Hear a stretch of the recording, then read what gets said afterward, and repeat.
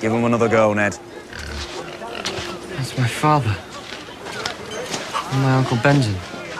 Keep your shield up, or I'll ring your head like a bell.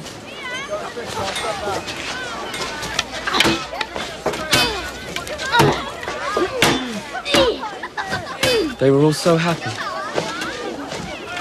So were you once.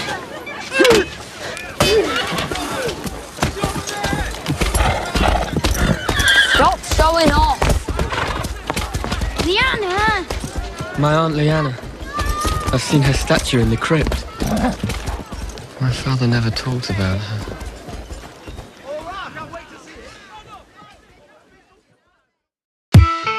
Keeping the torch lit through the long night, it's Game of Microphones. With Lord Sterling, Sir Duncan, and Lady Rachel of House Fox. 7 blessings, piss-drunk story embellishers, and resurrected crows. And welcome to Game of Microphones. I'm Lord Sterling, Sir Duncan, Seeker in the Nightlands. And I'm Lady Rachel of House Fox, cooking connoisseur of kidney pies. And this is episode 94. On this episode of our series Rewatch, we're covering Game of Thrones, Season 6, Episode 2, Home. And in case you're not already aware, this series Rewatch is from the perspective of someone who's current on the show. That means you've seen up through Season 7. If not, there's still time to have your head smashed against the wall and popped like a pimple so you don't have to hear these spoilers. Warning. Spoiler alert. Spoiler alert. Oh man, this is one of my favorite episodes. How about you, Lady Rachel? I love it. There's so much many good things. Yeah, like where do you even begin? Like seriously, I don't know, but Tyrion has some great one-liners in this. Is that what your number 5 is? My number 5 is I drink and I know things. Nice. So it's kind of his whole discussion with Varys and Missandei, and also the catacombs when he goes and talks to the dragons. Killer. That's my number 4 is the dragons with Tyrion. Oh, cool. So why don't we collab? Maybe I'll talk about the chambers and you can talk about the dragons. Sure. Cool. So Tyrion comes in and he pours himself a glass of wine and, kind of cheers to everybody who's not drinking. He goes, if I had lost my cock, I'd drink all the time. And yeah, it's like he didn't realize that Grey Worm was also cockless for a minute. Yeah. He's like, ooh, sorry about that. Yeah, he looks over at Varys like, hey, like he's always jabbing at him, and Varys looks over at Grey Worm, and Tyrion's like, oh shit, no dispute, sorry, no offense about that. Didn't mean to. Yeah. So Varys is like, I don't know what you're talking about. You make eunuch jokes. I don't make dwarf jokes. And he goes, you think them. Varys is like, so the fleet, it's been burned, like enough of this nonsense. Yeah, he's just trying to get down to business. Yeah. He's just trying to like cast the blame off himself for being a dick a second ago, but like trying to claim that Varys is part of, making fucked up jokes too. Yeah, exactly. So Grey Worm says, we're searching for the men who burned the ships, but nobody saw anything. And I thought that was it's like, how could no one have seen ships like seriously so being many ships lit on fire? There'd have to be people setting flames all over the place. So I was wondering who you think. Do we know who it is? Is it the Masters that burn her ships? I can't remember. Probably though. Because I was thinking about this. I couldn't remember if we find out who burns her ships or not. But it's like, her whole goal is to get back over to Westeros. So Right. if the Masters were smart, they shouldn't have burnt her ships. Give They her should more have given ships. her more ships so she gets the heck out of town. Yeah, seriously. So I was kind of curious about Get what... the heck out of town. Get the hell out of Dodge. Don't forget the fireball. Oh my God, Dave and I have a joke about fireball. Oh, yeah. What about I it? make homemade eggnog during the Christmas season. Your mom's the one that dicks the eggnog, not me. And instead of Tourette's putting guy. bourbon in our eggnog, we put the fireball in the eggnog. And Dave always yells, "Don't forget the fireball." So I had to put that in there. Fireball is the Captain Crunch of liquor. It, like screws up your throat like Captain Crunch messes up the roof of your mouth. Very cinnamony, cinnamon whiskey. Oh, yeah. It's blah on its own, but it's good. It's good in eggnog. Really good in eggnog. Nice. Yeah, I bet. Yeah. So back to the show. Tyrion's like, well, frick. Like, surely there has to be good news lurking somewhere. And Varys is like, well, Astapor and Yunkai have stopped asking for our aid. And Tyrion has no clue. And Varys is like, well, the Masters have retaken both cities. Outside of Marine, the whole of Slavers Bay has returned to the slavers. And Tyrion's like, fuck. Yeah, that's not good. Not a good situation. So what about the dragons? We have 2 of them. And Missandei sadly says they're basically very depressed. They seem to know that Daenerys is gone, which I found interesting because we know she has a connection with Drogon. Yeah, some type of like mental thing going on there. Like telepathy or... Yeah. So maybe the other dragons have it too, but the bond is strongest with Drogon. Yeah, it's possible. So, because they're not eating, they haven't touched any food since she left. Not since they got put in the catacombs, but since she left. Right. So that's what made me think that. They know. And Tyrion makes a good point. He's like, well, she's the dragon queen. We can't very well let the dragon starve. Yeah, that would be bad. She'd be so mad. So Grey Worm's like, how do we force them to eat? Yeah, what the fuck are we going to do about this? Yeah, like we're going to force feed him. And Tyrion shows his curiosity and fascinations with dragons, and that he's very well read and knows a lot about this subject because he's studied them because he wanted one, which we find later on. Yeah, and it's about time that somebody enters the scene with Dany who has any knowledge about dragons and the processes of, working with dragons and everything like that. She's been woefully ignorant of this whole subject for her whole life, basically, unfortunately. Yeah, and so Missandei's like, how do you know that they don't do well in captivity? And the best line, I think, of maybe the whole show, that's what I do. I drink and I know things. Yeah. And he sips off the rest of his wine and walks over and gets some more wine.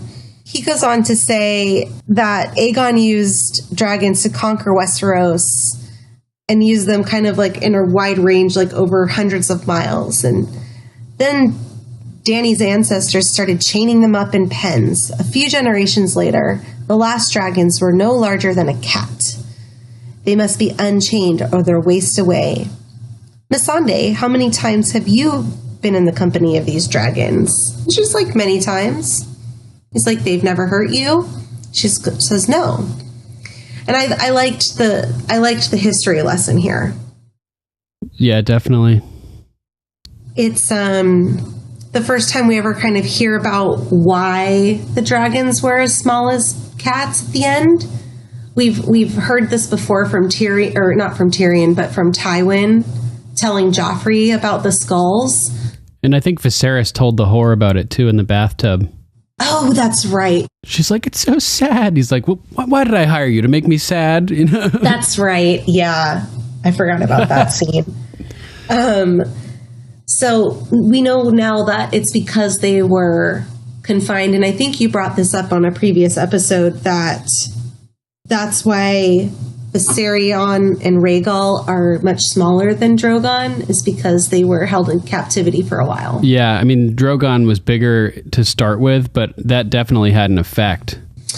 Yeah, so Tyrion goes on to say, dragons are intelligent, more intelligent than men, according to some maesters. They have affection for their friends and fury for their enemies. I am their friend.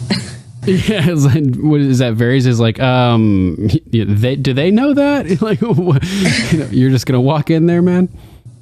Yeah, and he goes, they will. It's time they had their supper. And he's gonna bring them food. Sips the rest of his wine and puts it down and walks off. And I think he has to be pretty drunk to come up with a plan like this to go into the catacombs. Yeah, probably. Take a lot of alcohol even for him.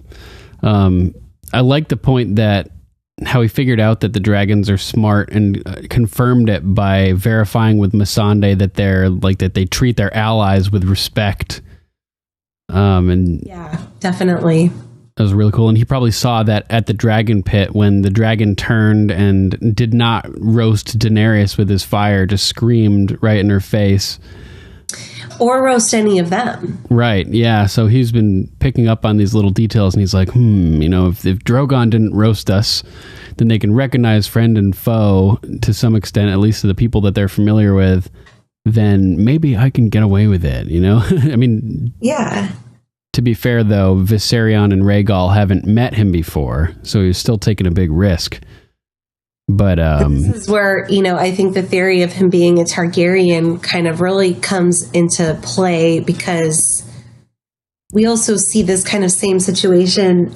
The only other two people aside from Dany to ever touch a dragon is Tyrion and Jon. Yeah. So Jon's a Targaryen. So, I think that theory is alive and well. Yeah, totally alive and well, definitely. And I know that LML has a lot of information about that. A whole episode of the Mythical Astronomy of Ice and Fire, I think called Tyrion Targaryen, where he breaks down all kinds of details about that theory. It's really good. Nice. I like that podcast. Yeah, it's pretty awesome, right? It is. Tyrion is so fucking gangster, man. In this episode, it's legendary. Yeah. He walking into that dragon pit down there in the catacombs. It looks so creepy in there. Yeah. They both have those cool torches lit. I love their torches. I love the fire, the way the firelight crawls up the wood. Yeah.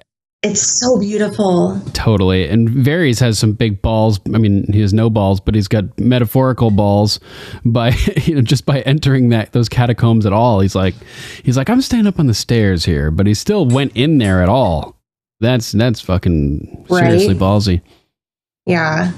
So Tyrion is like, they're these big, expansive catacombs, and Tyrion's walking down the steps, and it's just a lone little flickering light entering this massive chasm of darkness, and it's a big space, and Tyrion's a little guy, and it's just accentuating how alone and helpless he is in this unknown that he's entering. Really cool visual way of showing the situation. So he walks in there, and he's moving further and further into the darkness, and all of a sudden you see a couple shadows lurking, the glint off of one of their eyes on the right. And one of them opens up his mouth, and you first see him by the fires burning inside of his throat. Oh, I love this. So cool, right? Oh my God. I love it. Right? It like lights up his whole mouth, and it's like deep kind of like indigo blue in the center. And Tyrion's like, oh shit. Oh fuck. But he doesn't fire. He doesn't, shoot the fire at least. So Tyrion just starts talking with him. I'm friends with your mother, and he's got such a calm, like sweet voice here. And he's talking to Rhaegal here. Oh yeah. Yeah. True. And he's like, I'm here to help. Don't eat the help. Don't eat the help. It's just the funniest way that he says that. You don't eat the help, Rhaegal. I love all of his liners in this whole like marine situation in this episode in particular. Yeah, it's so sick. And Rhaegal's growling at him, and he's like, oh man, retreating a little bit, like just taking a couple steps back at first, but then he becomes more bold again after Rhaegal still doesn't attack him, and he starts to move forward again, approaching Rhaegal, telling a story now about when he was a child, And his uncle wanted to know what kind of birthday present he would want, for his name day. I like the little language changes that they do. I love the concept of name day. Yeah, it's pretty cool. So he's saying that he all he wanted was a dragon, and it wouldn't even have to be a big one. It could be little, just like him, which is I love that. Beautiful and heartbreaking all at once. And I found it kind of interesting too, because the last dragons were little. Yeah, that's true. And it also shows that Tyrion's not like a greedy kind of guy. Yeah. Which is cool. That's true. This is a little bit about him. So everybody laughed at him because they all knew that dragons had been dead for like forever, basically at this point, for over 100 years. And Tyrion is approaching closer and closer as he's telling Rhaegal that the death of the dragons made him so sad that, he cared so much about the dragons that he cried himself to sleep that night. And Rhaegal must be able to just feel the emotion and the love for the dragons coming off of Tyrion as he extends his hand out and touches Rhaegal on the neck. And we know that they understand some words, like some language, because Dany talks to them. So and with however they can kind of I feel like read minds in a way, especially Dany's. Yeah, that's interesting.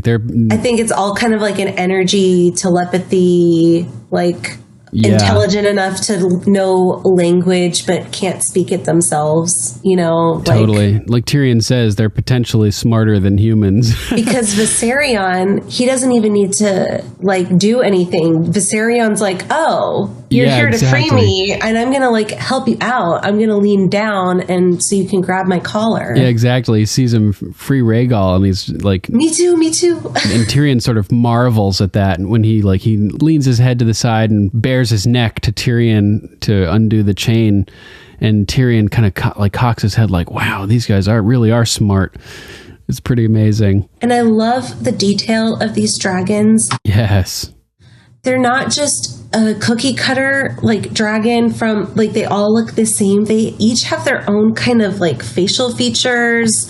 Viserion was kind of had a narrower and longer head than Rhaegal did. And I mean, just the amount of detail of that skin and the ripple effect when they breathe. The little frilly things moving. Frilly spikes. I don't even know what to call them. Yeah, so cool. Whiskers, scales. So badass. Amazingly, the dragons are cool with him, and it's remarkable how quickly it is between the time he walks up to them and between the time he initiates contact physically with them. I love the way Peter Dinklage played this too, when he puts his hand on him and he's just I can't believe you're here. He's there you are. But here you are. Here you are. And you can just tell that how much he has felt connected to the concept of dragons, and he's just always thought they were so cool and wanted nothing more than to see one when he was little. And we know from other sources that he's had dragon dreams when he was a kid and everything like that, and that's common among Targaryens for sure.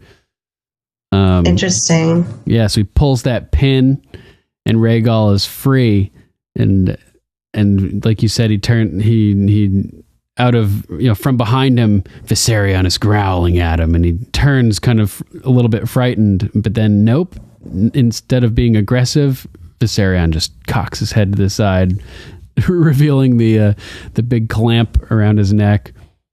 And I love that. It was interesting how when he finally releases Viserion's bonds as well, they both just scurry off into the darkness together. Yeah. The two dragons is interesting. How do they get out of there? They look too big to get out of that door that Tyrion and Varys came through. So they aren't freed here. He's just taking them out of their chains. True. Because they bust through the stone wall during when Dany's riding Drogon, and yes, that's definitely telepathic. Yeah, so that's how they get out. This part is really cool in the books, the description of them being trapped inside of the catacombs, and they're blowing fire on the walls and trying to melt their way out and stuff. It's pretty epic. Oh, really? Yeah, it's so cool. Crazy. Yeah, this is such a good scene, and And Tyrion has another one-liner to Varys as he walks back up the steps. Next time I have an idea like that, punch me in the face. Yeah, and the whole time that he's approaching Varys, Varys is standing there on the steps, like with his eyes wide, just looking He's astonished. dumbfounded. Yeah, just completely awestruck at how fucking baller Tyrion is. What just happened? Yeah, here? the ultimate gangster. I mean, one of the cool lines from the books is that even a small man can cast a large shadow. Ooh, I love that. And I think that Tyrion in that dark chamber with that torch just cast a really huge shadow. Like, with his capabilities and what he was able to do here. For sure. Super impressive. Very. Be hard to, most people couldn't fill those boots right there. No, that takes a lot of guts for sure. Yeah, really impressive. So when he said, next time I have an idea like that, punch me in the face, it made me think, oh man, it sounds like Tyrion is sort of missing the Mormont way. Long silences and an occasional punch in the face. That's awesome. Oh, that's great. Yeah. Totally. I need a t-shirt that says that. Yeah, that'd be cool. I think that would be awesome. I have a coffee mug that says I drink and I know things. Nice. I have one that says stick 'em with the pointy end. Mostly I have wine glasses that say for Fox's sake on them. Or infoxicated. My favorite is infoxicated. Classic. Yeah. Anything else you want to add for your number 5? This could possibly be one of my top 10 favorite scenes. Yes, I would have to agree. It's really, really awesome. I just have written down a number of times in this episode, like, this is one of my favorite episodes. Like, oh my God, so much cool stuff is happening. This is fucking legendary. I have. Yeah, I love every part of it. We get awesome close-ups of the dragons. We get amazing CGI. We get amazing acting from Peter Dinklage. Yeah. I mean, the whole scenery and the creepiness of the catacombs. The lighting and the beautiful torches. I mean, it's quite incredible. Yeah, it's amazing. For a very short, it's very short, It's so much happens. Too. And then Tyrion's just awesome one-liners that just make it even better. Mm-hmm. So cool. This was fantastic to see for the first time. Yeah. So what is your number 5? My number 5 is the storyteller, aka the mountain head smash number 2. Okay. Awesome. Let me find that. Oh man, I just fucking think that this scene is so funny every time. Yes. It just cracks me up. This guy is hilarious. Embellishing this story about when Cersei's doing her shame walk. Half inch shy of an inch. Yeah. Insulting Jaime and just talking shit and generally saying that he showed his dick to Cersei as she was doing her shame walk and that she licked her lips, right? Mm-hmm. Oh my God, it's hilarious. She licked her lips. Yeah. So great. Man. I like his line at the end there when he's so full of shit. You can tell he's just like oozing with bullshit. Oh yeah, and he's wasted too. And he's like, you all know me. You know I wouldn't lie about this. I'm just like, oh my God, you would totally lie about this. I like when he does, so I put it right out there and he lays his arm out like right. She's never seen anything like it. I mean, she's used to the Kingslayer. Oh, it's great. So then it cuts to the alley later on in the evening, and it's dark, and he's relieving himself, taking a piss in the alley, and he is cocked at this point. He's wasted, stumbling around a little bit. And you don't see it, but you hear it. Clink, clink, clink, clink, approaching. And it stops right behind him. And he turns around, still taking a piss. And I love the sound you hear of the pee hitting the armor, hitting Gregor's feet. And if Gregor wasn't already going to kill him ruthlessly, he definitely earned it by pissing all over his armor. Yeah. No way he's making it out of this. And this guy is so drunk. So drunk. He can't even stand up. And the look on his face is hilarious. And the effortless speed and force displayed by the mountain here, it's mesmerizing.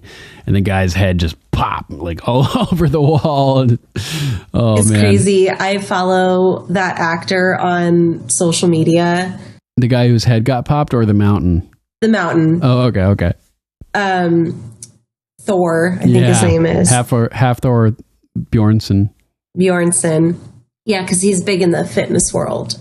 Oh, yeah. And I love following his, he's super inspiring to be a heavy power lifter. He's so fucking strong. Yeah, it's insane. It's insane. It's so cool. So this is not far-fetched for him just to pop his head against the wall a pimple. It's so funny. We know that this is one of his favorite ways to kill people, because he killed Elia Martell like this. We saw him kill the the Viper like this. Oh yeah, it's kind of like a little fetish thing. And this time is just so effortless. It just cracks me up. It's horrible what he's doing, but I don't know. It's just hilarious to me. I know. And I've probably watched this clip more than any other clip from the show. Oh, yeah. Yes, I'm weird. Maybe this, or maybe when Jon kills the White Walker. I don't know. I just keep showing this clip to people because I think it's so funny. Oh my God. Is there anything else you want to add about this scene? No, it's funny. Yeah, and then he just walks off all casually. Yeah, he's like, doo-doo-doo. Ever silent, his oath. It's great. So what's your number 4? My number 4 is 1-1. Oh, yeah. And the wildlings coming to save the day. Yes. So we're up at Castle Black. All of the Night's Watch members allied to Alistair are standing there with crossbows and swords. And yup. Alistair's at the door and he goes, "It's time, Sir Davos. Open the door and the men inside can rejoin their brothers in peace. We'll even set the wolf free in the north where it belongs." He's really trying to get them to just come out. Yeah. You think they'd kill him if they just came out? I think not. Really? You think they would actually let him go and let Ghost go north? The reason why I think that is because they are down so many men. That they just don't want to fight and potentially lose anybody else? That they just don't want to lose more. But at the same time, why do 30 people need to be armed with arrows, armed and drawn back at a door with 6 people in it? Yeah. So I don't know. What do you think? I'm not sure either. Yeah, I really don't know. It's hard to tell. I'm really not sure Alistair wants to fight over it. Yeah, I'm glad that they stood up for themselves though and didn't give in and just leave with their tails behind their legs, protecting Jon's body and whatnot. For sure. So I love that Davos grabs Longclaw. I thought that was kind of cool. I have that down too. That's significant because Jon ends up naming Davos his hand, right? Oh yeah, I think so. Does he officially do that? I mean, he's introducing him to Daenerys and stuff like that. I don't see that he's has a badge or anything. I really can't remember. Yeah, I don't remember either. But either way, he's acting as his advisor. Yeah, he's acting like his number 2 guy kind of there. And this symbolically sort of represents that. If Jon's absent, Davos is holding his sword. Oh, I like that. Yes. Awesome. And apparently Northern Kings don't name hands. So Jon has not officially made Davos his hand. So he goes, "Apologies for what you're about to see." yeah, right. Yeah, he's like, I've never been much of a fighter. That's great. So Alistair signals to his men to chop the door down. And as they're chopping the door down, oh, I love Ghost here, growling and snarling and chomping. Yeah. And, he's ready to fucking go. So cool when Davos unsheaths Longclaw and everybody just draws their blades. And I think Alistair hears that. I think that's what triggers him to be like, okay, bring in the hammer or the axe or whatever that is. Yeah, they're not going to go down. They're going to protect Jon Snow even when he's dead, ride or die. Yeah. kind of like the Blood Riders. Yeah, it's pretty awesome. So as they're pounding down the door, axing the door, the wildlings start beating down the door, and one comes bursting in.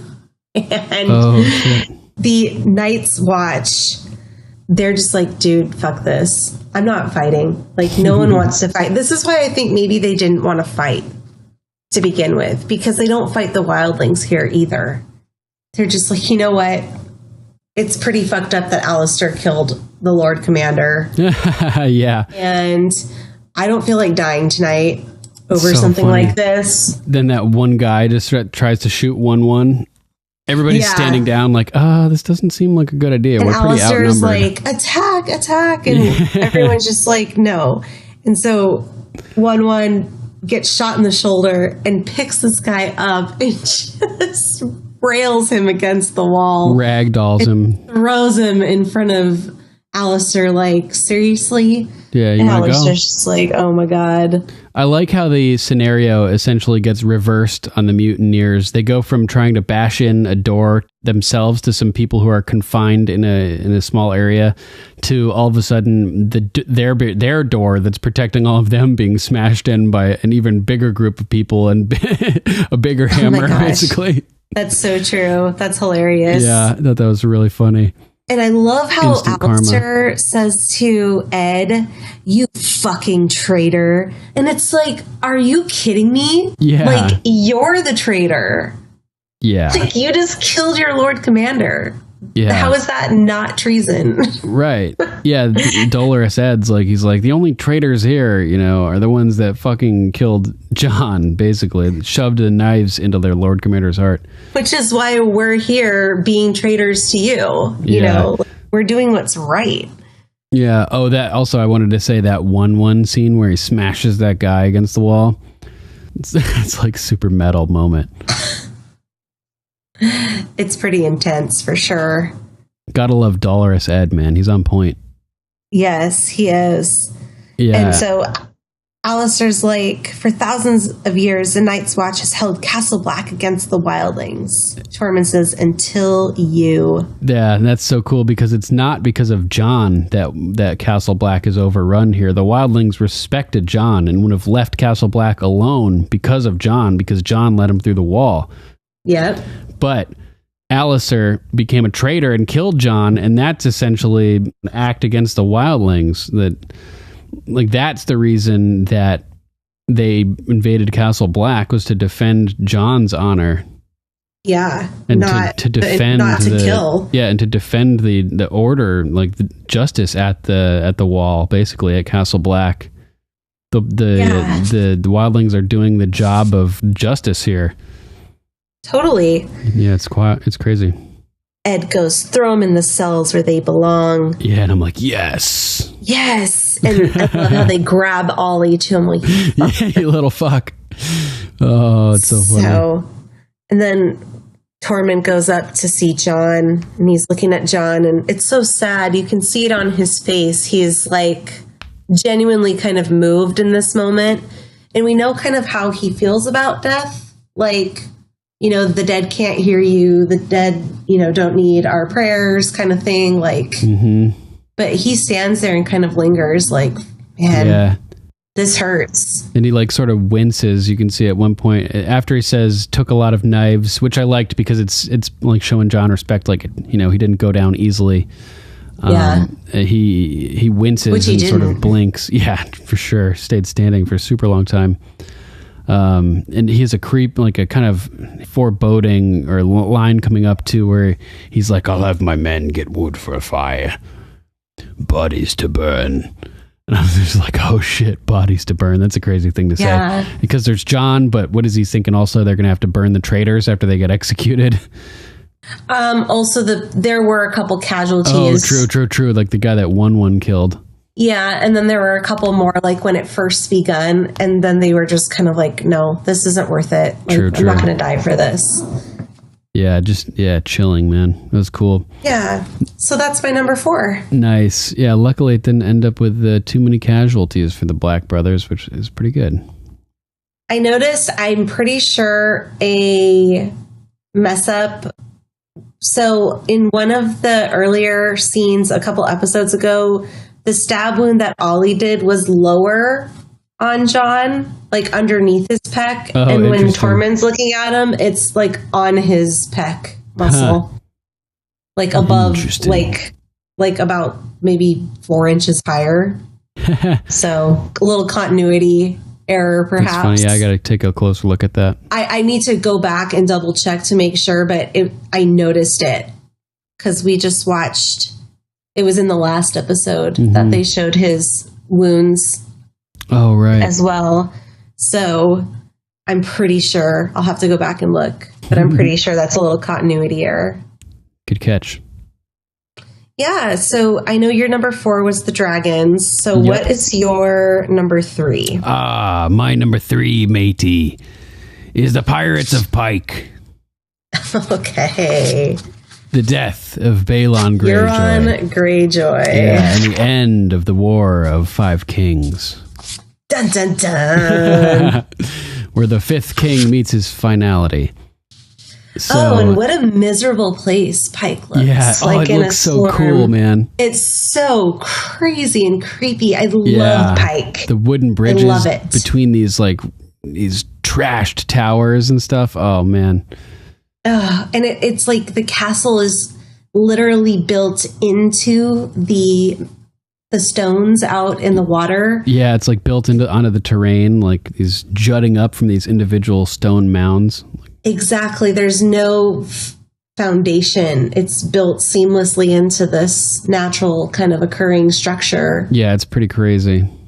It's awesome. Really cool. Oh, and the wind and the rain and ooh, I love it. Yeah.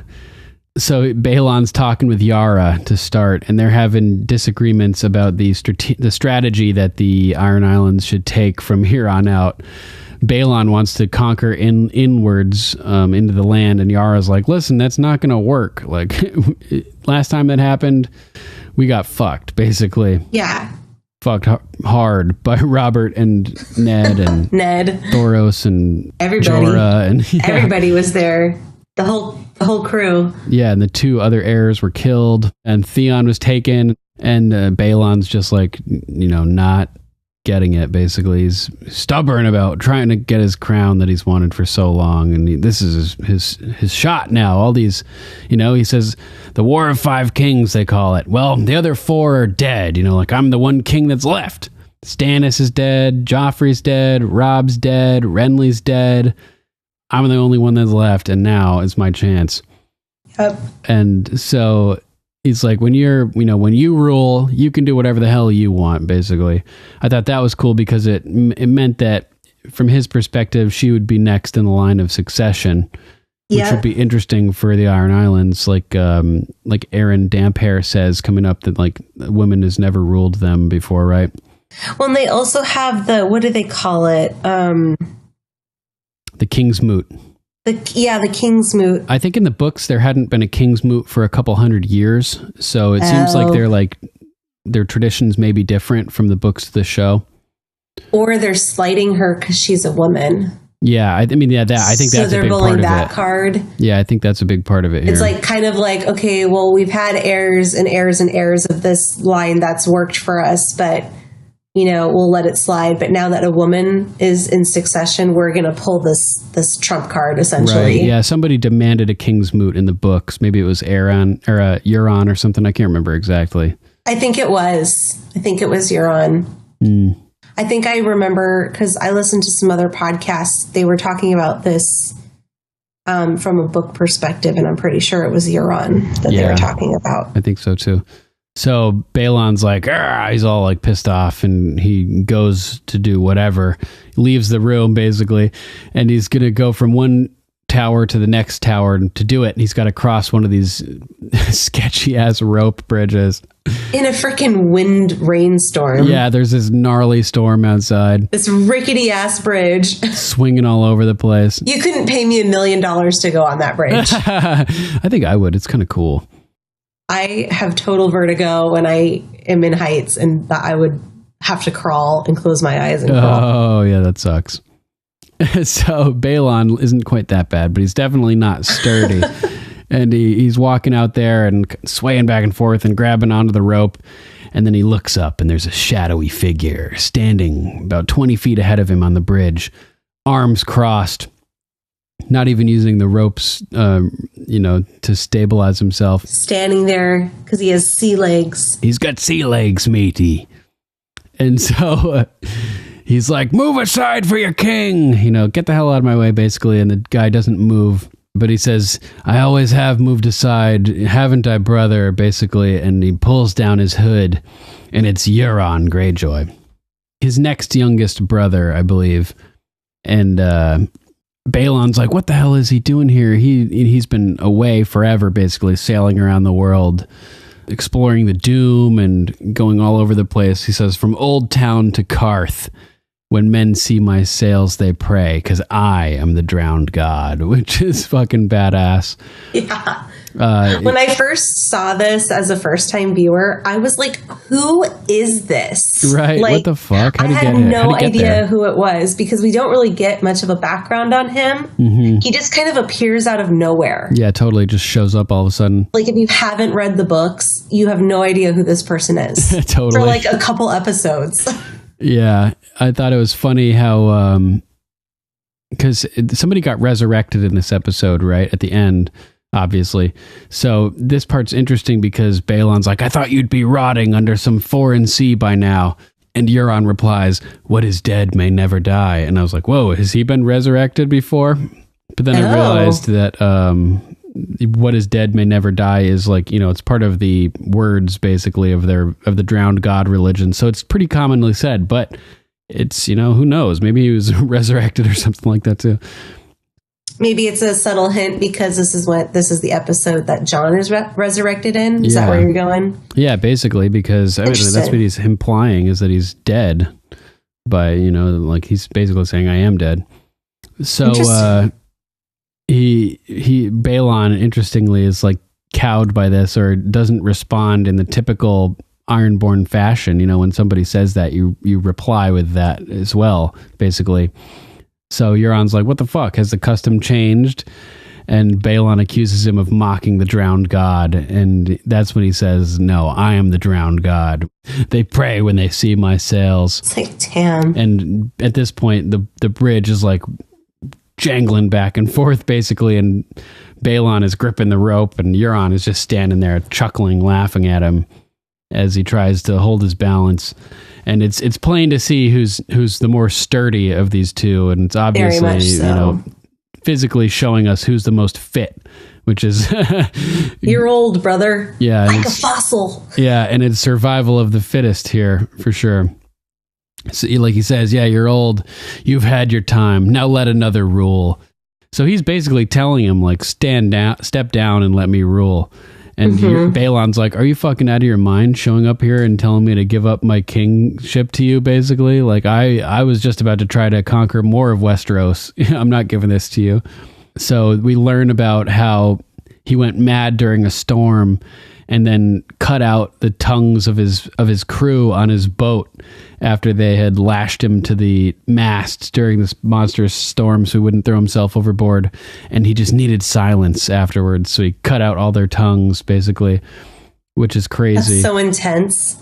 Yeah, and Balon's like, what kind of Ironborn loses his senses during a storm? Like, you're pathetic, And like, just like he had already said, he is the drowned god. He says, now I am the storm, brother. He's everything. The first storm and the last. I like that line. It was kind of cool. Yeah. And you're in my way. And they both sort of step towards each other. And Balon goes to grab a knife out of his belt. And Euron just grabs him in one motion and tips him over the side of the bridge. And I love the special effects here as Balon tumbles and tumbles downwards, spinning head over heels a number of times. Ah! Yeah, and splashes. Splash. So cool. Just like Miranda. Yeah, good call. Totally. That's so funny. It reminded me of Chef in South Park, too. I think the way that Chef died. Oh, yeah. So, just great special effects, cool scene. And then Euron standing there, like, collecting himself afterwards. Just sort of an interesting reaction to what he just did. This is an episode where two people kill somebody close to them to take their power. Both Ramsay and Euron, these kind of insane people, are killing their lord, kin, essentially, their kin, their family, and superior. Yeah, it's pretty interesting. Killing the next person in line of succession, theoretically. Yeah, predecessor, one of those. Yeah. So then it cuts down to the beach, and Balon's body has been discovered. Which I thought was kind of interesting because there's a huge storm going on. He falls into the water. Right. The odds of him getting, like, found. Washed up to shore perfectly. Yeah. But that's funny. Then there wouldn't be this scene, so yeah. We'll let it go. True. Yeah, he could have just gone missing forever. Yeah, I mean, the current could have just washed his body away. Oh, yeah. Can't imagine around where he fell, there's not many beaches, it doesn't look like. It's freaking spiky rocks sticking out of the water. It's pretty gnarly. So this is where we get introduced to another of Balon and Euron's brothers, Aeron Greyjoy, the damp hair, they call him. Because he's like... Oh, that's his brother? I didn't know that. Yeah, totally. That's cool. Mm-hmm. He's like one of the drowned god priests, basically, and they're like obsessed with the water. So his hair is always like wet with the salt water, and they call him the damp hair. It's funny, in the audiobooks, Roy Dotrice mispronounces it. He calls him the Damphare. Damphare, because Damphair. He misread funny. The P and the H as a F sound instead of separating them as two, like they were two words combined, damp hair. Just kind of funny mispronunciation of that. Gotta love Roy. That's funny. Yeah. R.I.P. So, yeah, totally. R.I.P. So Yara is talking with Aeron, and she swears by the Salt Throne that she's going to find who did this and feed them to the sharks. And Aeron's pointing out that the Salt Throne is not hers to swear upon. That's not how succession works in Pyke. So she's going to have to try to win the King's Moot, basically. And we're like, what the fuck is a King's Moot? Like, it's kind of a funny word. It's basically a vote. Yeah. So you got to make your case of why you should lead and compete against other people making their cases. And yeah, you will be elected, essentially. Yeah. So he, points it out that that's the law, that Balon doesn't get to choose his successor, and maybe she'll win. Maybe she'll be the first woman in history to rule the Ironborn. And maybe not. maybe not. Yeah. Convenient timing for Euron to show up. That's still left to be decided in season 8. Yeah, that's true. It's not looking good for her, unfortunately. No, it's not. Yeah. Anything else you want to add about this? No. All right. So what's your numero tres? My numero tres is the conversation between father and son. Ooh, Roose and Ramsay? Which is Tommen and Jaime. Oh, Tommen and Jaime. Gotcha. Yeah. And they're standing over Marcella's body.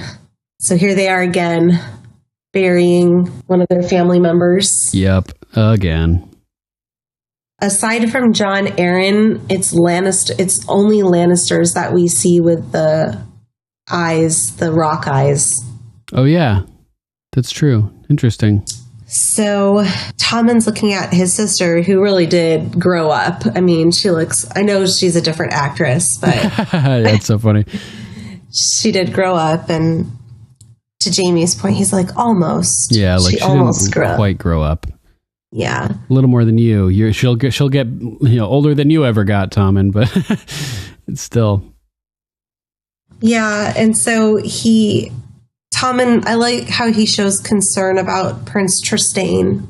He's like, have we caught their killers? He must have been like sleeping on that boat or something.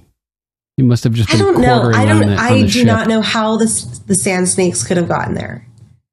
Because he's painting her eyes in that when he gets killed. Oh, shit. That's crazy. Yeah. Forgot about that. Yeah, so he's painting her eye rocks or rock eyes. I don't know what to call them. Stones. Which we do discover in this episode what those are meant for, finally. True. I love his sentiment here. I expect it was Mother. Yeah, that's crazy. He seems to be harboring some hostility towards her for a minute here. Because I think he deep down knows that she was the total catalyst for Marjorie getting locked up. Yeah, I think he has a feeling or something. Jamie's like, your mother wouldn't do that. And Tommen's like, yeah, she would. What are you talking about? She's about to kill so many people. I'm like, Jesus. He goes, are you angry with her? Of course not. Why didn't you let her come? It's her daughter's funeral. Yeah, that was so crazy how Tommen wouldn't let her come to the funeral. I know. And we'll talk about that confrontation scene a little bit later. Okay, sounds good. So I like what Jamie says here. He goes, we all fail sometimes, which is true. Right, yeah, he's like too ashamed about not being able to prevent what happened that he hasn't gone to see her yet. Yeah, so he goes, the king is supposed to be the protector of the realm. If I can't even protect my own wife or my own mother, what good am I? Yeah. Ugh. He feels like shit. He didn't want Cersei to come to the Sept because if she came, she probably would have been arrested because the High Sparrow said that she wasn't allowed there. So he was worried that she would get arrested. Jaime's kind of like indirectly insulting him, like, now that I'm here, she'll never throw her in a cell again. And he's interpreting it as like, oh shit, no, I allowed it to happen while you were gone. My bad. It makes him feel like even more pathetic. Like, true, very true. Oh, and that also in that moment where he says that the king is supposed to be the protector of the realm. What good am I?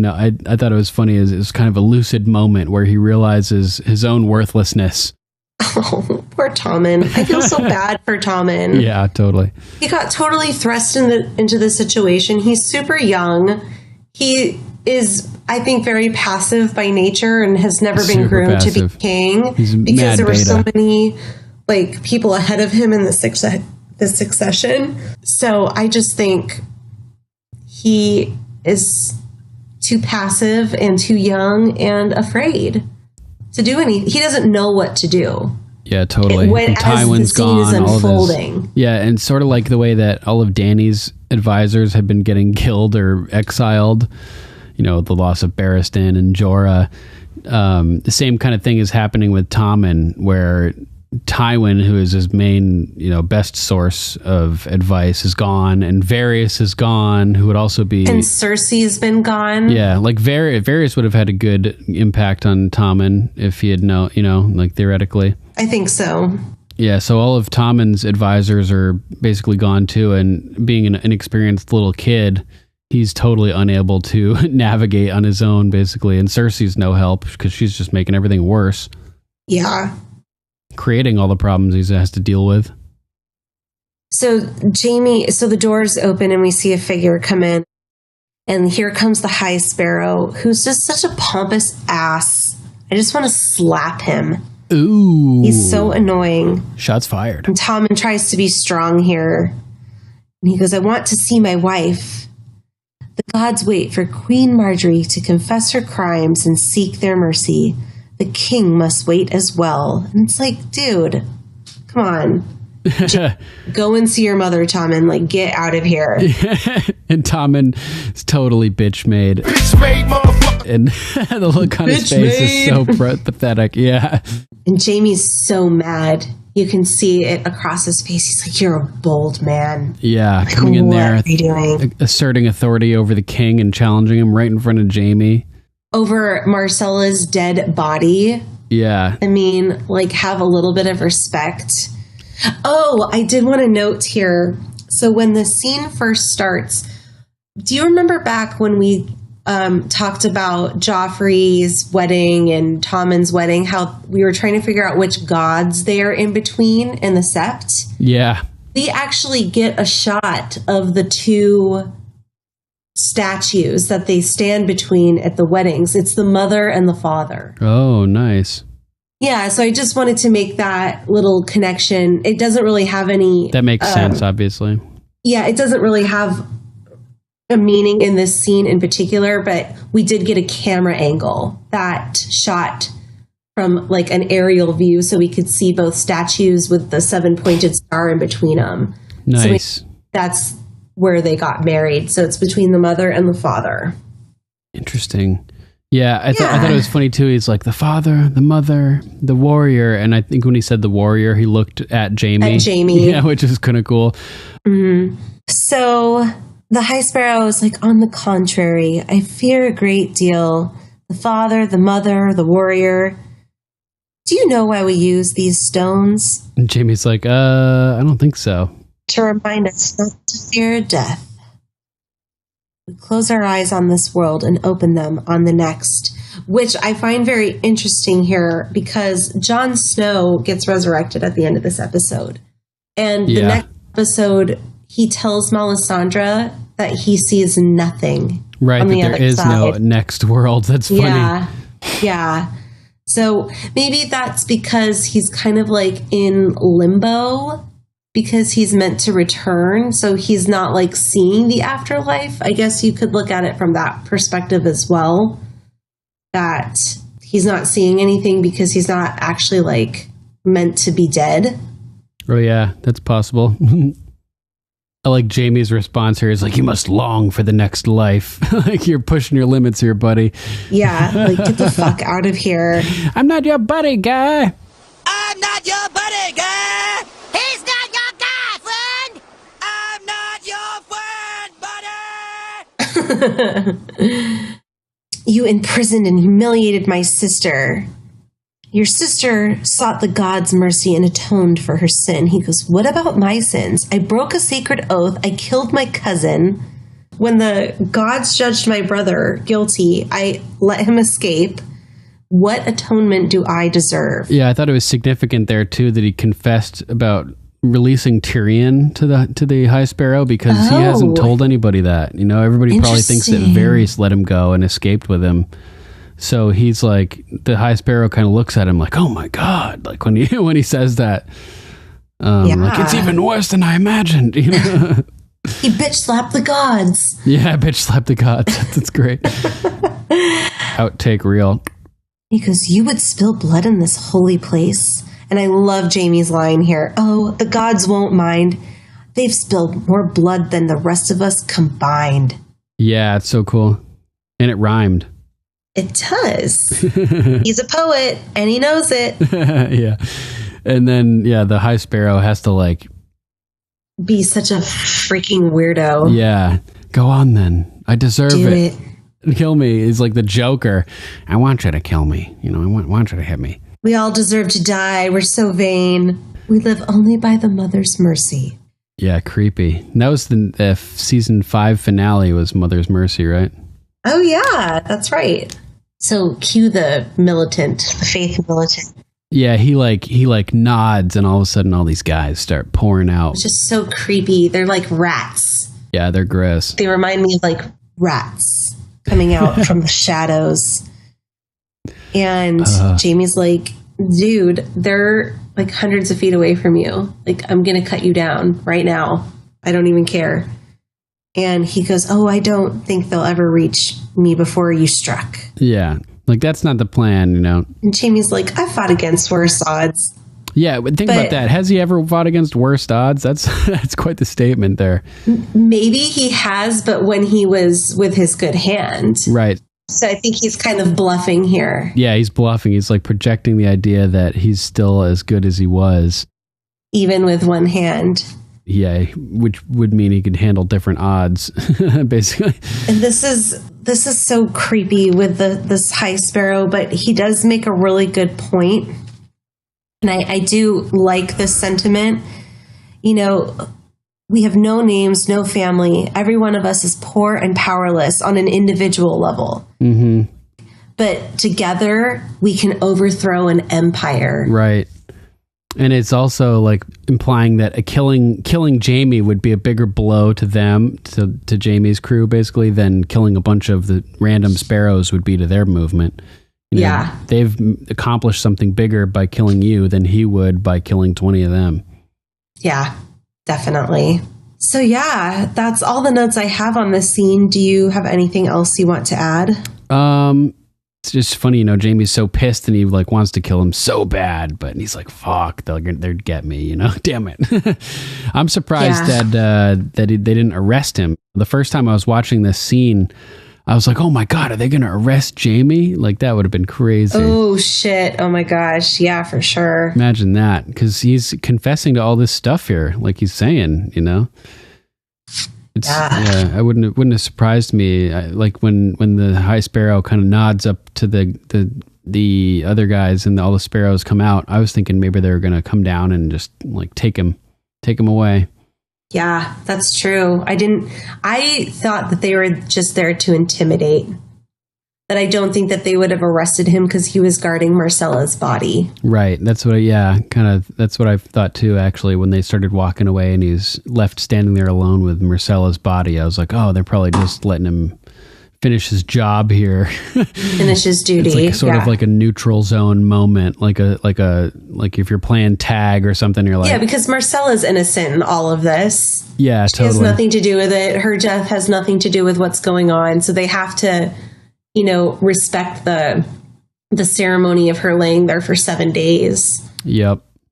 With her parts in those jars, which is really creepy. Oh shit, I didn't even notice that. Yeah, John Aaron has them too when he's laying in the sept, and so do all of them. Like Egyptian mummies with their organs in jars. Yeah, they take out their like heart and their organs. And I'm if I'm not mistaken, when John Aaron is lying there, there's 7 jars. I didn't count with Marcella's, but I just noticed that they were there. Interesting. Yeah. So yeah, that's all I have for that scene as well. Okay. So what's your number 2? My number 2 is Winterfell in the past. Oh, lovely. Yeah. Home. Yeah. Oh, yeah, totally. So the show starts and it's in the cave up beyond the wall with Bran. And immediately I realize that I totally didn't even notice that Bran was not even in season 5 in this whole rewatch. Oh, really? Like it never even clicked with me. That's so funny. Yeah. A whole 10 episodes and I just never even thought about it. And so I was just like, wow, I'm dumb, basically. And then he's tangled up with these roots touching the weirwood roots basically, and his eyes are white and it looks like he's warging. So I just thought it was cool that even if he's warging, his eyes are turning white. If he's touching the tree, his eyes are turning white. It's like a similar type of thing is happening, which I just thought was neat. Yeah, so definitely. He's standing where Ned and Kat were standing in the first episode, I think, of the show when Arya was trying to shoot the bow. And he's standing there with the three-eyed raven looking down over the courtyard of Winterfell. Oh, is that where he's standing? I was curious. I think so. I could be wrong. But he's watching some combat taking place below. And it turns out that it's Ned whooping on little Benjen as kids.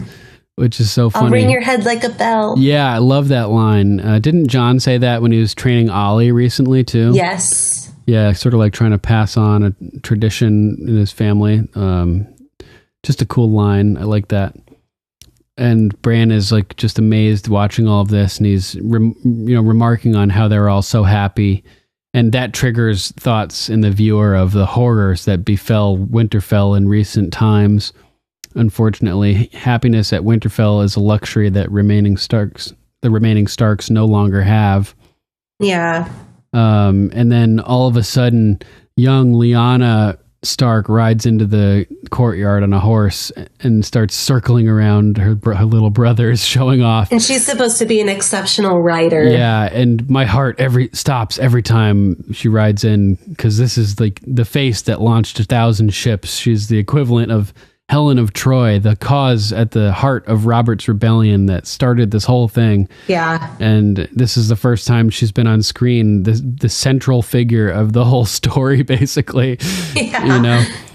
And it's just pretty amazing, especially having heard all of this from point of view characters, like a point of view chapters of the books. When you finally like see something that people have been talking about for all this time, it's just super exciting for book readers, I imagine, all over the place. Definitely. So she rides in and hops off her horse, and all of a sudden Bran has to go down there, and the three-eyed raven looks over, but he's gone already, walking towards his father and uncle and aunt. And I love that Bran says to my Aunt Lyanna, I've seen her statue in the crypt. My father never talked about her. Yeah, that's important. Which echoes Sansa's sentiment to Baelish when they were in the crypts. They're standing in front of Lyanna's statue, and she goes, my father never talked about her. Oh, man. It just shows you Ned's dedication to keep Jon's cover intact, because if he was talking about his sister, it would come out. You know, he would have to be talking about what happened. Or it might slip by accident. Yeah, so in order to keep Jon's cover intact and to prevent his identity from coming out, he just says, mum is the word about Lyanna in general, basically. It's pretty crazy. Because he doesn't want to have to lie about anything, too. Sure, you know, exactly. Because he's so honorable. Yeah, so he's just like, we're not talking about it, you know? Yeah. It's pretty funny. His dedication is extreme. It's admirable. So Lyanna mentions how Ned is going to be going off to the Eyrie pretty soon. And we know that he's in the Eyrie when she's quote unquote abducted. And that's where the war starts from, basically. The Mad King sends a summons to Jon Arryn at the Eyrie to bring Ned down to court, to send him to court. After Rickard and Brandon had been down there when they were executed, basically. And got it. Jon Arryn refuses to send Ned Stark to court to meet the Mad King, and instead rallies his banners, and they go down to fight. So that's just pretty cool that he mentioned Ned being in the Eyrie, or that she mentioned Ned going to the Eyrie, and she asks Benjen who he's going to spar with, and she's like, "How about you spar with him?" You know, and it's Willis. Yeah, but Bran thinks she's looking at him, talking about him, because she points right at him. So he has this moment of confusion, which is funny. But then he turns around and sees, Willis, and he's like, "Oh my God, is that Hodor?" Hodor? Yeah, and Benjen mentions his giant's blood. And Ned says to him that if he ever learned to fight, he'd be unstoppable, he says to Nan, which I thought was cool. And giant's blood, being unstoppable at fighting, these are both hints that Hodor is descended from Duncan the Tall. Oh, really? Oh, funny. Yeah. Totally. So Hodor is talking to Lyanna, and Bran is amazed by this. He didn't realize that Hodor had ever been pre-Hodor, basically, that he had ever been able to talk. So he's like, oh my God, like this is a revelation, pretty nuts. And as Lyanna brings him over to fight, old Nan comes out and is like, no, this is not cool, and forces him to throw down the sword and takes him away. And I thought it was interesting that she said he's never going to learn to fight because he's a stable boy. Just leave him be. I was like, why? What's up with that? What, she's just trying to protect him and not get him killed in battle or something? Is she just maybe her grandson? She just wants to save him, or maybe. However old Nan is. We know that he's descended from old Nan, but we don't necessarily know how many generations it's been. Right? Isn't her age sort of like a mystery?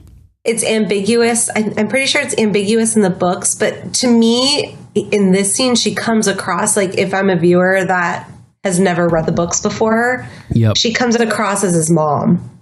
Oh, interesting. To me. Gotcha. Or maybe grandma, but his mom. I mean, that's what I thought when I first saw it. Gotcha. So the Three-Eyed Raven says to Bran that it's basically time to go. He's got to get out of there.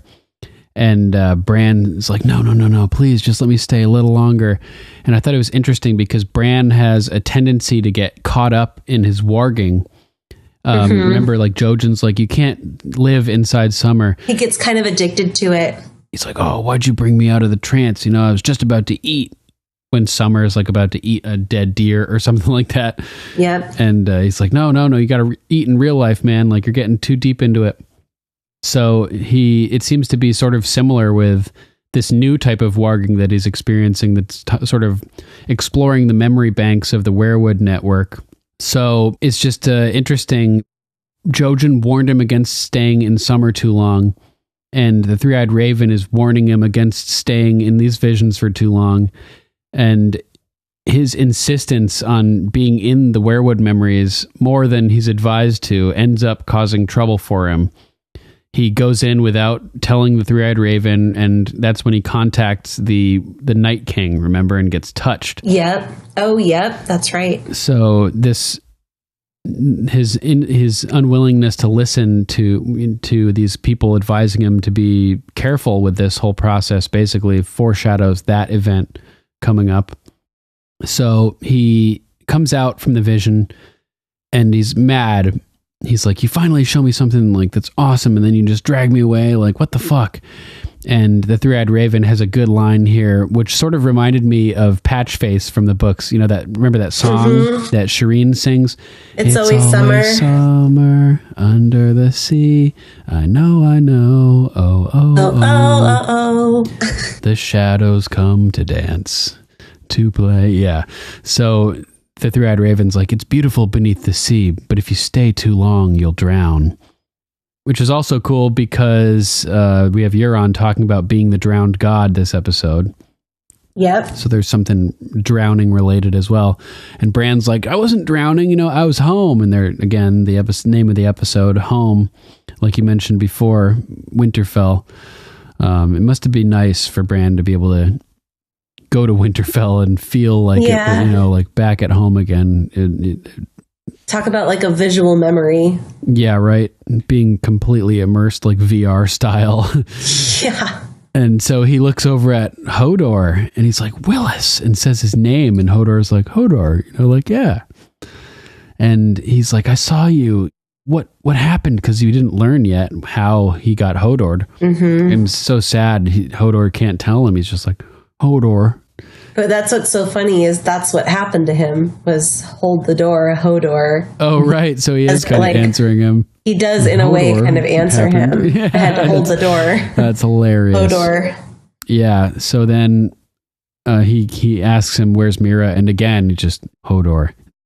He just can't say shit, man.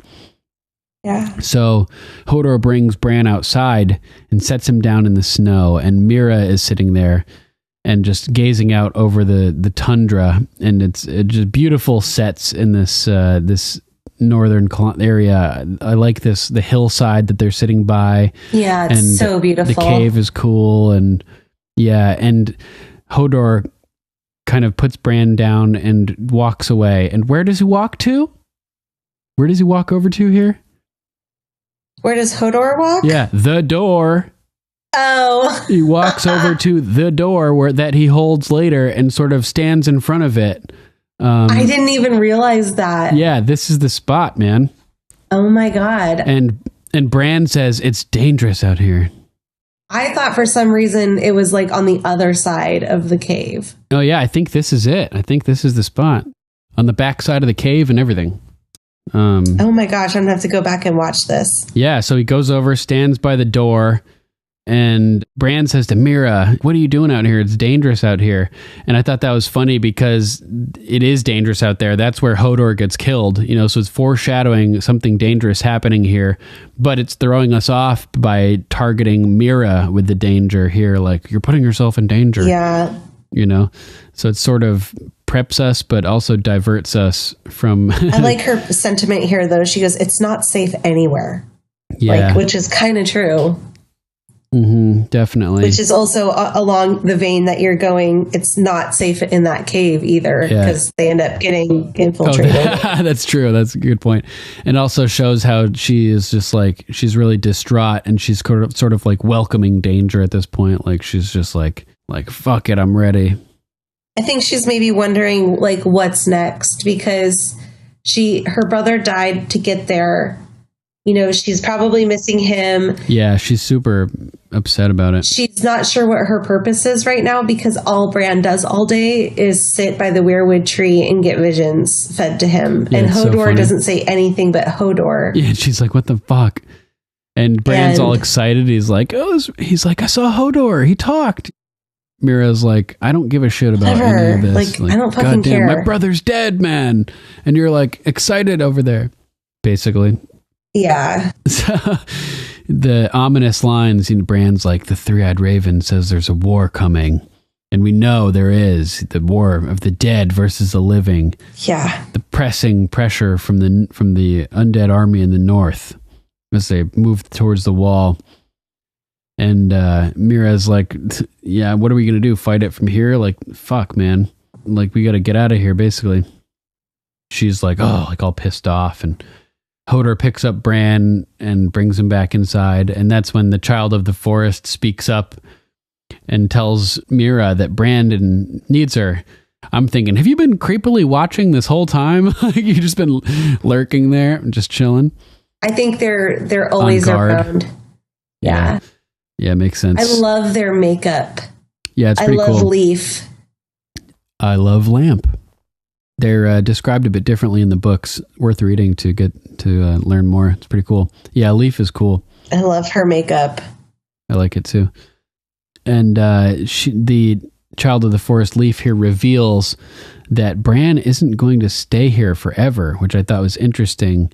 Because Mira's like, what does he need me for? You know, all I do is sit there and watch him do his thing, and I don't even know what's going on. Basically, nothing ever happens. And so the child of the forest, tells her that he's going to be out there, and he's going to need you. And now we know Hodor is going to be dead. So, but this line stuck out to me. He isn't going to stay there forever under the tree, because book readers, I think we all sort of thought that Bran would just remain under the tree forever, taking the place of the three-eyed raven. That's what it seemed like it was setting it up for. So it was sort of like a twist for me, and I think for a lot of people who were like, oh my god, like maybe he doesn't actually maybe he's stay not there. Meant to like be in the tree. Yeah, we just thought like, oh, he's paralyzed, he reached his destination, and he's gonna just like his story arc has ended. Well, maybe not his arc, but at least his journey. Sure. He's reached his command center, like type thing. Yeah. So that was just kind of interesting, kind of surprising, the notion that he could leave. So that's kind of cool. I like that. And that wraps up all the Winterfell and Bran stuff and my number 2. So what about your number 2? My number 2 is Ramsay killing his father. Oh, yeah. Brutal. Yes.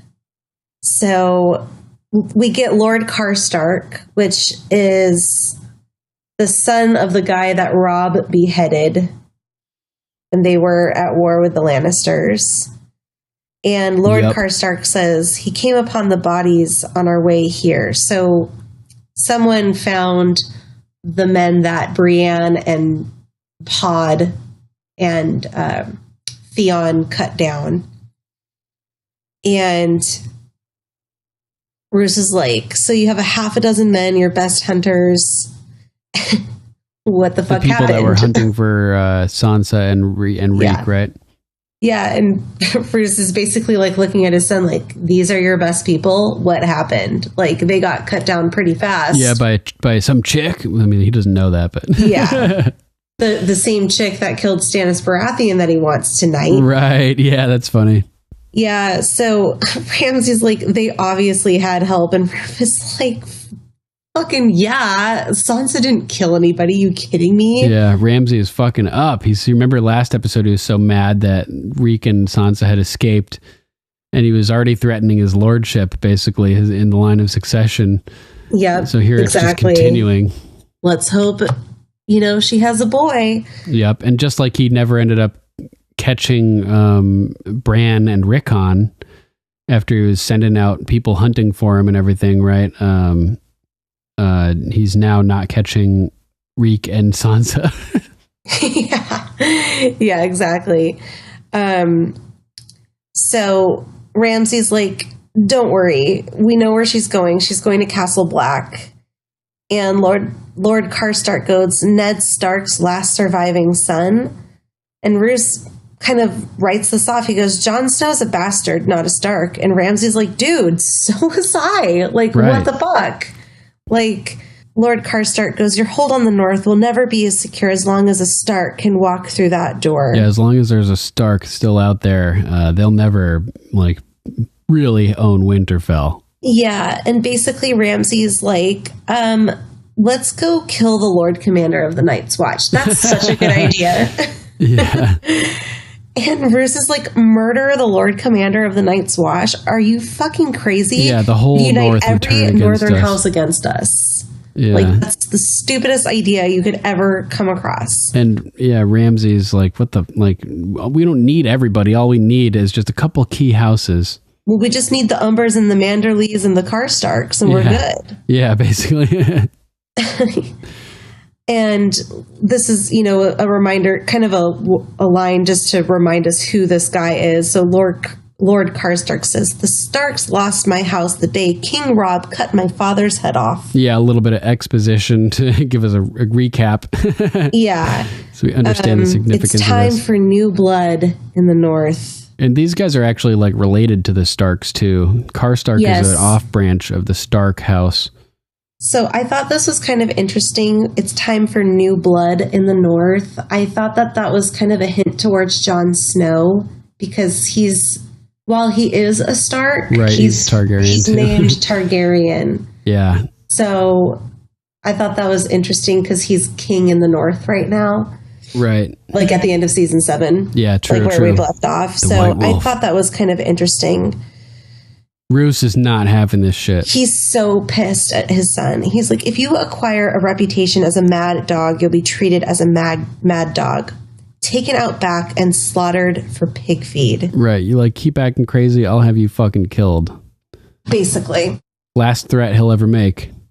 Yep. And so then cue Maester Wolken. My lords, Lady Walda has given birth a boy, red-cheeked and healthy. Yeah.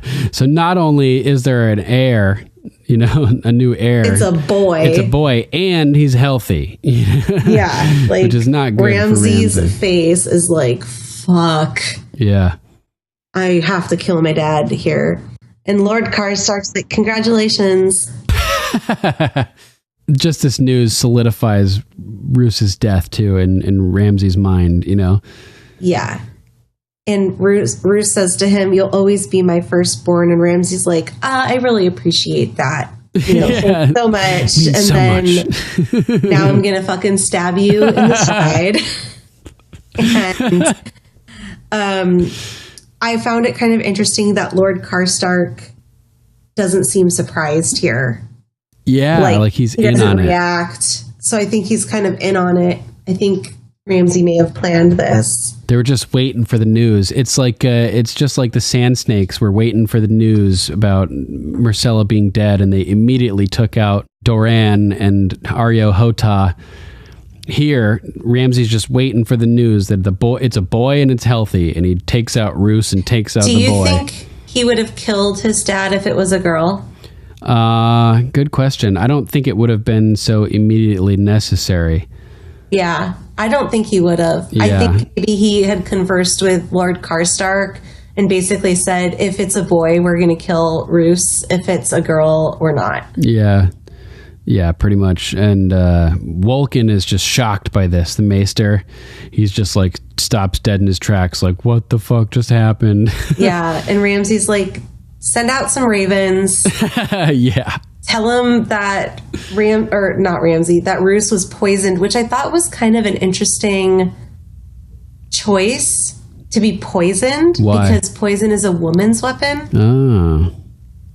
And there's really like no women that, well, I guess Sansa. Ooh. Yeah. That would make Maybe her he look was gonna good in the eyes of the North people, though, so that's a bad plan. But she's married to Ramsay, not Roose. So if it makes Sansa look good, maybe people will think like, oh, maybe Ramsay is good. yeah. Interesting. Yeah, because Roose is a villain. Maybe Ramsay can like paint himself as a hero. As a good person. That's crazy. Yeah. So, they're totally fucking with Maester Wolken here. Yeah.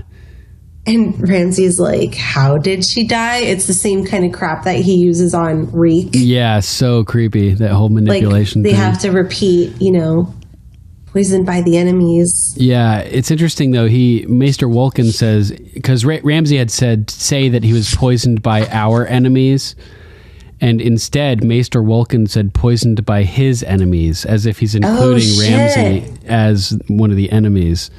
Oh my gosh, I didn't even pick up on that. That's awesome. Yeah, it was kind of funny.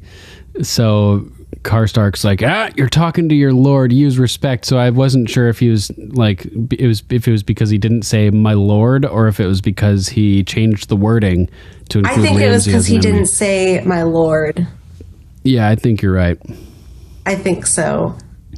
And then they're like, hey, why don't you bring the lady that just had like pushed a baby out of her body and have her come down here? I want to talk to her. Yeah, not good. The Maester's like, dude, she's like resting. And I mean, I read into that as like, she's really not fit to like walk around right now. Yeah, and he's also like trying afraid. Yeah, he's like, it's like Davos saying like, oh, like send Shireen home, you know? I think Maester Wolken knows that Ramsay's going to kill the baby. Oh yeah, absolutely.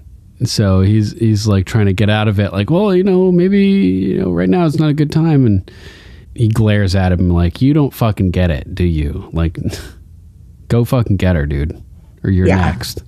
Yeah, basically. So yeah, that was my number 2. So creepy. I guess Very creepy. I'll just follow up real quick with the following part. So Ramsay goes out to meet. Ramsay goes out to meet Lady Walda. I'm not going to call her Fat Walda now because of what happens. It'd be too mean. And so he creepily asks to hold the baby, which is so messed up. And she's like, of course, but you can see in her eyes she totally she's like hesitates nervous about it. Yeah. And while he's holding the baby, like she looks all freaked out and everything. She's really anxious to get the baby back. Yeah, and he's like, little brother, and I'm like, oh god, it's so creepy.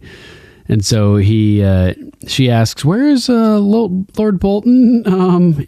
He sent for us, basically. And so he hands the baby back, and he's like, oh yeah, no, follow me. We'll go to Lord Bolton. And something's fucked up immediately because we've seen that gate before. When Miranda brought Sansa into the kennel. Instantly it's the kennels. Yeah. So he leads her in and she just walks right in. I'm like, oh my God, do not go in there, girlfriend. And like, why would Roose be in the kennels? Yeah, do not. And why would he bring his newborn son into the kennels? Yeah, exactly. So bad. And she goes right in and he locks the door and just starts walking down and unlocking each of the gates. Okay, like she should know, why is he opening these gates? Yeah, like, get out of there. So she just keeps asking, like, where is Lord Bolton? And there's a sad moment where she like looks down at the baby, like she knows what's about to happen. Yeah. And again, God. She just asks again, like, where is he? Where is Lord Bolton? And we're seeing all these silhouettes of the dogs, and it's super fucked up. Like, it's just silhouettes and like the gleaming off of the edge of like the light. I think the first dog that they show is the dog that bites Ramsay's face off. Oh yeah. Yeah, maybe. I think it's the same dog. And the dogs are like going nuts as he's opening the doors. And she's like, where is Lord Bolton? And Ramsay turns to her finally and he's like, I am Lord Bolton. Like my father's dead. It's me now. He's saying without saying it, like Roose is dead. Yeah, I killed him. And so she knows exactly what's happening. She's like, please, I'll leave. I'll go back to the phrase, to my family. Like, don't kill us. This is your brother here. And as horrible as all of this is an epic one-liner from Ramsay. I prefer being an only child. And I'm like, oh man, so twisted. Fuck. And it just whistles the dogs and, they'll be eaten for a few days for sure. Yeah. Yucky. Yeah, yucky, gnarly. Yucky. Yeah, that's it for your number 2, right? Yes. So I bet we have the same number 1. I would assume that your number 1 is the resurrection of Jon. Yeah. What about you? Me too. Nice. So let's talk about it. Okay. Go for it. Starts out with Davos going to visit Melisandre, which is weird. you'd think the only reasons that Davos would be going to see Melisandre are to basically figure out what the hell happened to Shireen, because we know he doesn't like Melisandre, right? Yeah, we know that he doesn't really want to be around her. Yeah, but we do learn that he is a strategic thinker because he has a plan here.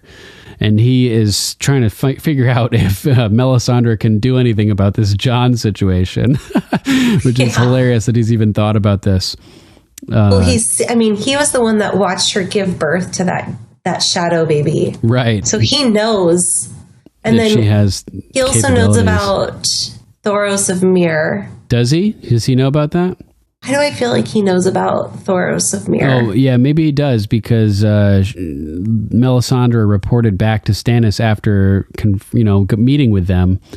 So maybe, I don't think he knows about it because he asks if any magic like that has ever happened before. Oh, okay. That's right. Yep. Good call. So it's interesting. He imagines that Melisandre would already know why he's showing up there because she tends to always know things before they happen. Like right before Davos tries to kill her, she knows basically and has him, arrested and everything like that.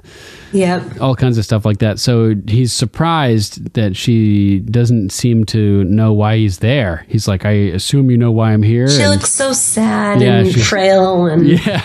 She's like, I'll know why you're here after you tell me. And he's like, what the fuck? Like, shows that she's doubting her visions, that she's no longer believing the things that she's seen in the flames. So she's like, maybe I know, I doubt it. Like, why are you? I haven't checked lately. Yeah, totally that too. So highly unusual. And he's like, it's about Jon, the Lord Commander. And she says to him, yeah, the former Lord Commander. And he's like, well, does he have to be the former Lord Commander? And she kind of looks over at him like, what? What are you asking me to do? Yeah, what are you asking? And he's like, do you know of any resurrection magic, basically? Do you know anything that could help bring Jon back from the dead? And she kind of like poo-poos the idea, just leave it alone, And he's like, can it be done? Have you heard of this before? And this is when she sort of mentions the Thoros thing. She's like, there are some who have done this, but I don't know how. And he's like, well, have you seen it? And like, how do you know about this? And this is when she talks about having met Beric Dondarrion, who came back from the dead. But she was surprised that it was even possible because Thoros was just such a terrible priest. Basically, he had lost faith in the Red God. Like he shouldn't have had the power to do that. Yeah, he wore his red robe, but it was just like for show to make him look cool in the melees that he would fight in. And he would light his sword on fire and just be a badass, but it was he didn't have faith anymore. And that's actually maybe a significant part to the story because it's at a moment where Thoros is at his lowest, where he's lost all of his faith and his best friend has just died in front of him in his arms. And he's desperate and questioning everything. And that's when he turns to the Lord of Light just instinctively and says the words that he'd memorized years ago, even though his faith has long been gone. And Beric arises from the dead. And Melisandre is in sort of a similar place to Thoros. When he first resurrected Beric, she's lost her faith. She's at her lowest point. Oh, yeah. She's I broken. like this connection. Yeah, that's it's so true.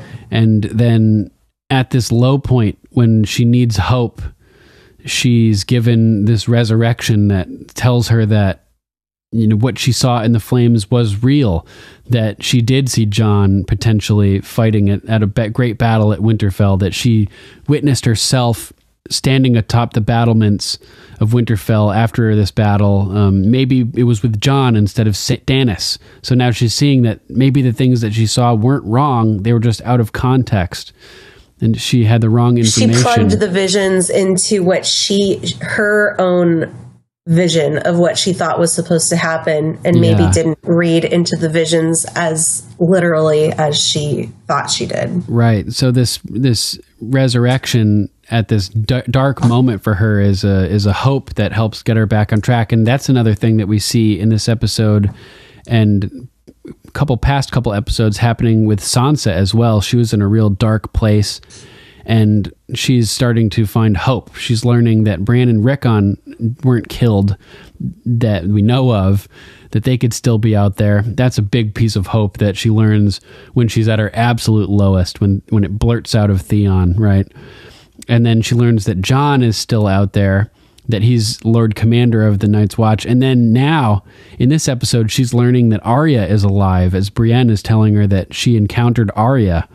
So these women in these dark moments are getting bits of hope that bring them back and get them back on track. And imagine for Sansa, it's like her family is being brought back from the dead almost. Seriously. Just the way that Jon is. Literally, yeah. Like Bran and Rickon have returned from being thought to be dead, and now Arya as well, assumed dead, is returning from the dead, and Jon literally returning from the dead. And she's on her way up to going to see Jon, who's being resurrected from the dead. It's so great. Nice. So funny. So Melisandre has just lost all of her self-confidence at this point. She's saying like this resurrection that she learned of shouldn't be possible. And Davos is like, but it was possible. It did happen, and maybe it could happen again. Maybe it could happen now. And Melisandre is like, not for me. And she stands up and walks away, and she's just convinced that, she's lost all of her self-confidence. She doesn't buy it anymore. She thinks she's guilty after having killed Shireen and wrong and hopeless. She's hopeless. And Davos, who has tried to kill her before, is instilling confidence in her and giving her a boost here. He's like, not for you. I saw you drink a goblet of poison that should have killed you, and it did nothing. I saw you give birth to a shadow demon that clawed its way from your womb, gripping your ankles and pulling itself out with the face of Stannis, conjured from blood magic. Like, you, out of everybody, don't think that you could do this? Thoros had never had any, mystical magic that he'd performed before that we know of. Yet you, who have done these incredible things, think that this is outside of your reach? Like, if it wasn't outside of Thoros' reach, it's within your reach. It's completely within your realm. Yeah.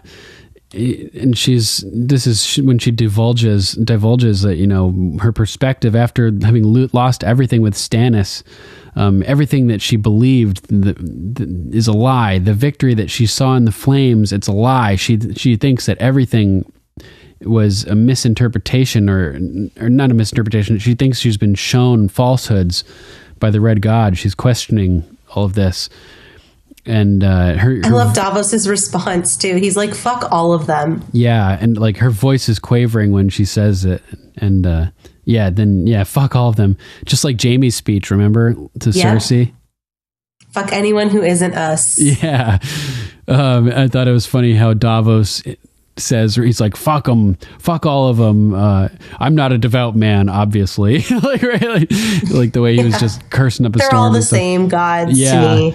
Yeah, really interesting. And that's the way that it's interesting that he says that, because Melisandre refers to the Red God and Jaqen refers to the Red God. And the Red God is the many-faced God. And the concept behind the House of Black and White and the Faceless Men is that all of these gods, the seven gods, the old gods, the new gods, the drowned gods, they're all the same. So Davos is saying, fuck them. Fuck all the gods. They're all the same. It's the same God. So unknowingly, he's aligning himself with the premise of the Red God that Melisandre has been pushing for the whole time here by saying that they're all the same. That's funny. Yeah. Right. So that was just kind of interesting. And he's like, if anybody can do this, like, it's you. I'm not asking the Lord of Light for help. Forget the Lord of Light. Forget whatever that is. I'm asking you, the woman who convinced me, who showed me that miracles are possible, that magic exists. And he's pressing all the right buttons here. Like, he's saying everything. She's like, I've never done this before. Yeah. I've never, even tried, essentially. Yeah. She's like, I never had this gift. And he's like, well, you have all these other gifts. Like, have you ever even tried this? Maybe you do. Maybe you can. Obviously, it makes her pause. It makes her think. And it cuts to the scene of the resurrection. Oh, I love this scene. They're all gathered around his body. And I love that you get the shot of Ghost, who's not left his post. Mm-hmm. And she's cleaning his wounds. Reminded me of Arya at the House of Black and White. Yeah, totally. Absolutely. So she's cleaning his body. She's cutting his hair for the ritual. She's cutting some of his beard hairs, which I thought was kind of funny. Oh, interestingly, after these people go through this cleaning process of the house at the House of Black and White, it's almost like they're resurrected too, as their faces can be used and their likenesses will appear. So it's almost resurrection in a way for those people as well. Just on so a similar ritual here for sure. Yeah, it's interesting. And so, she places her hands on Jon Snow's body and starts, reciting the incantation to resurrect his body. And she, right before that, she throws the hair into a fire. I was wondering if there was blood magic happening here because he was lying on the ground. His blood seeped out from his body and covered the snow all around him. He was covered in blood. His hair was probably all matted with blood. And she's burning. Oh, maybe. She's burning his hair. Which has blood on it. And he's got king's blood. Ooh.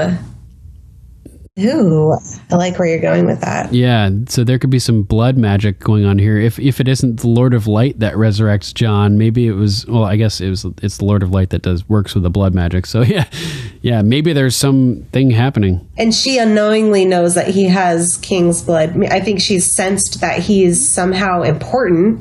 Yeah, but doesn't really know how. So I like it. Yeah, pretty interesting, right? So she's reciting this incantation, and you can see that she's doubting herself a little bit here. She's trying to focus, and she's trying to maintain a little bit of composure and belief in herself and in her God. And the tension is so high. Everybody's watching her. Yeah, everyone's watching. We get these overhead camera shots where you see her hands on Jon and you're looking at Jon's face, and we're all just like hoping that Jon's going to wake up on the edge of our seats, just every biting our nails. shot. Like, is he gonna? Are his eyes gonna open? Like, I think I stood up when this started happening. Like when it first aired, I think I was like standing up, like pacing around my living room. Yeah, I don't doubt it. Oh my God. And tension. I love how she utters under her breath. She's like, please. Yeah. So intense, and she's getting more frantic with the prayer. Yeah, and she's just reciting it over and over and over again, and she's trying to focus. Her eyes are closed. Davos looks like he's like almost in prayer, like he's so hopeful, and Tormund looks like wary. Like everyone is holding with bated breath. Yeah, basically. Absolutely. And you feel her kind of exhale, and she slowly like removes her hands from his body.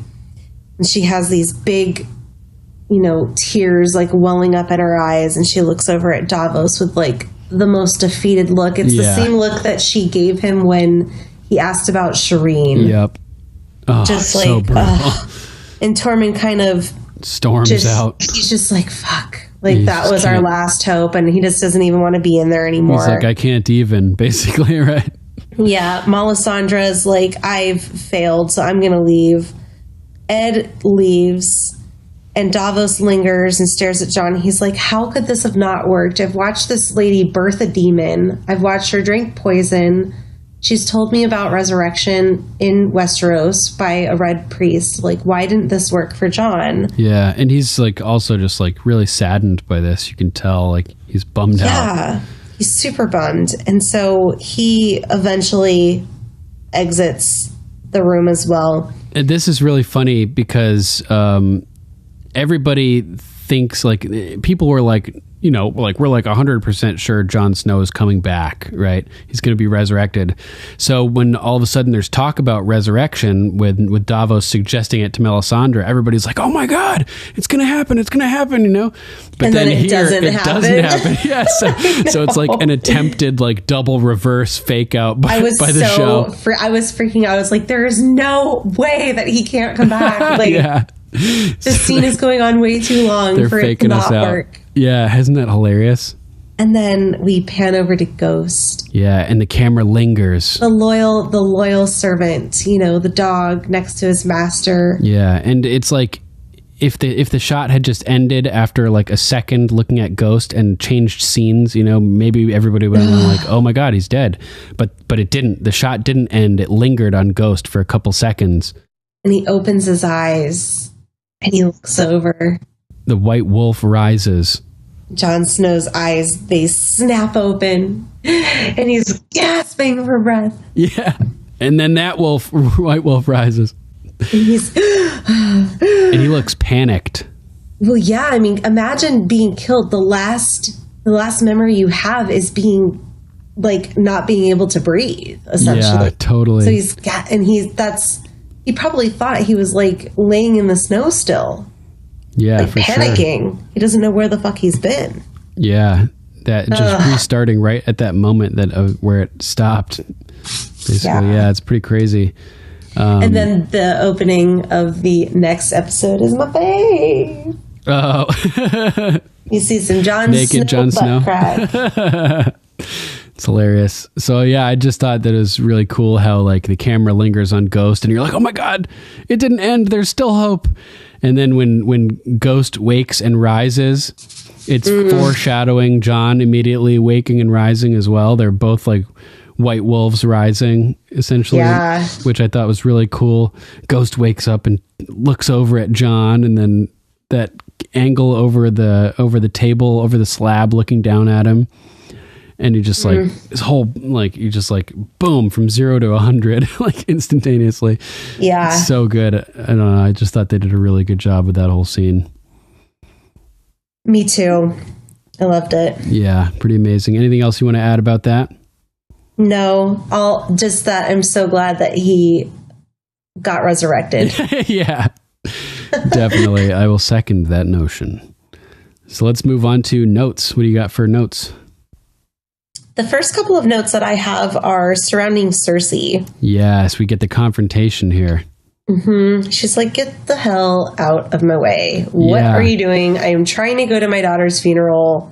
Like, and the soldiers like, I'm sorry. They're Lannister guard. King Tommen told me that you can't leave, essentially.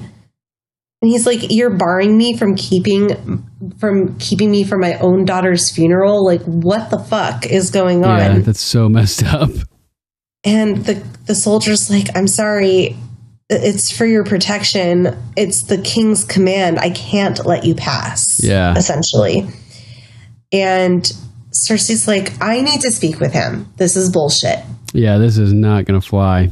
And the guy is like, I'm sorry, he's already left. Don't kill me. He's already gone. Don't kill me.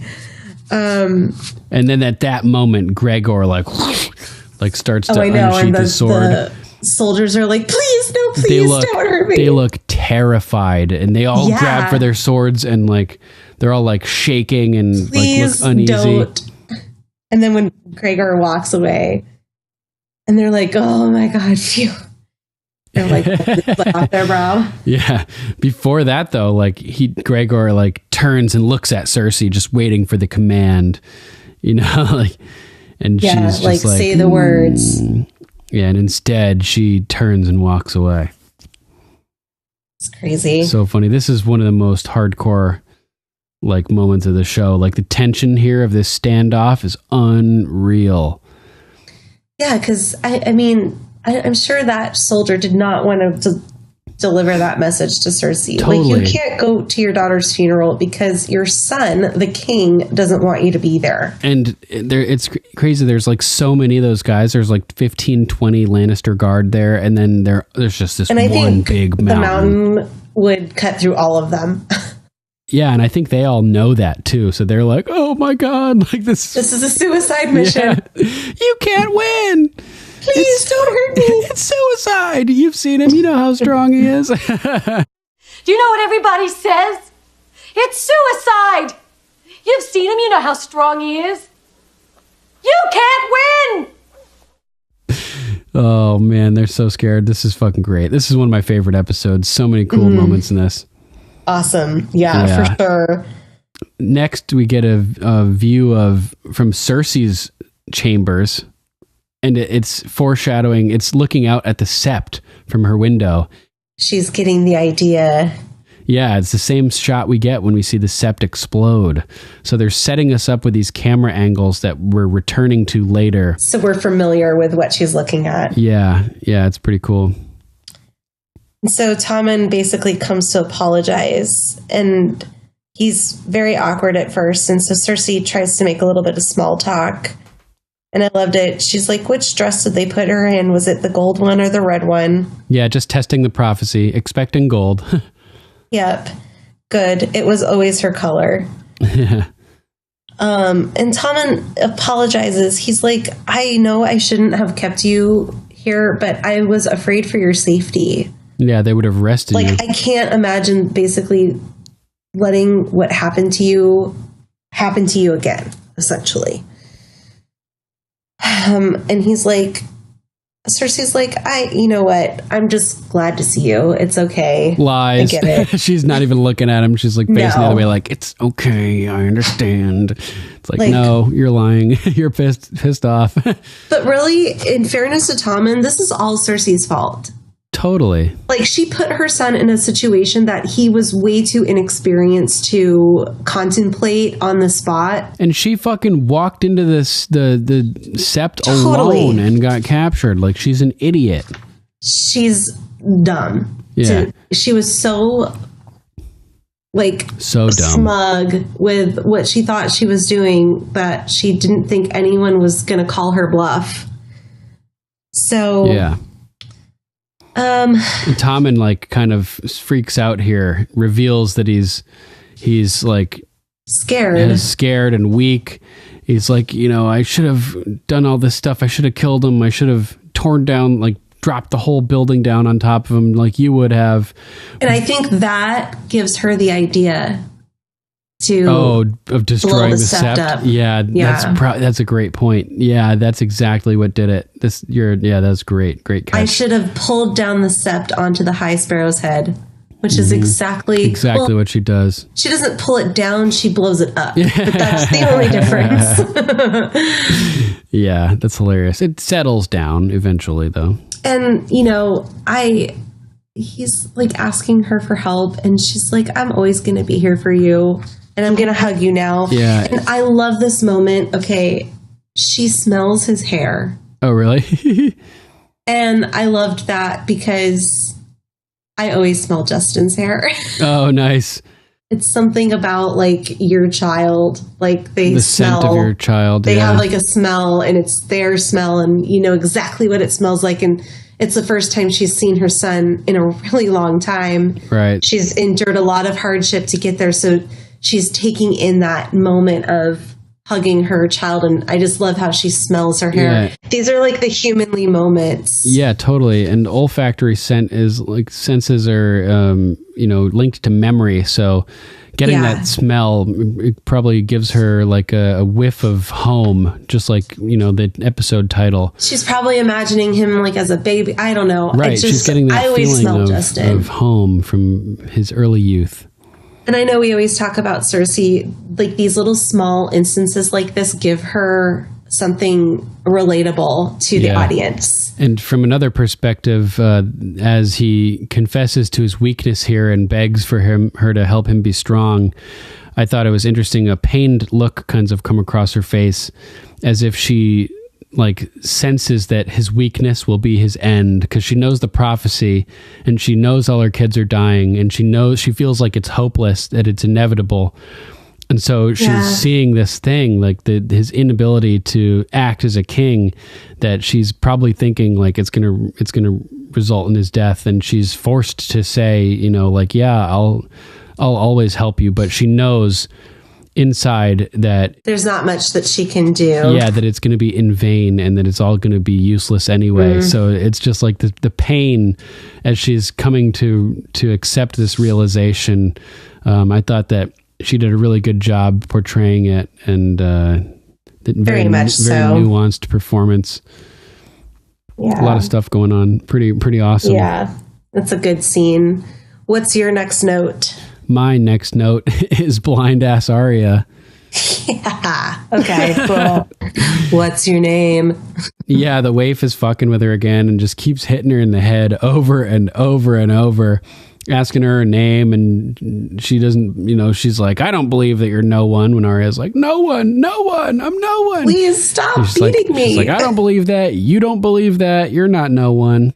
And eventually Arya is like left just swinging the stick like a mad woman, flailing around. Hilarious. She's so frustrated. And then, boom, somebody catches the staff, and it's Jaqen replacing the waif. And he tests her with temptation. Do you think he was the waif?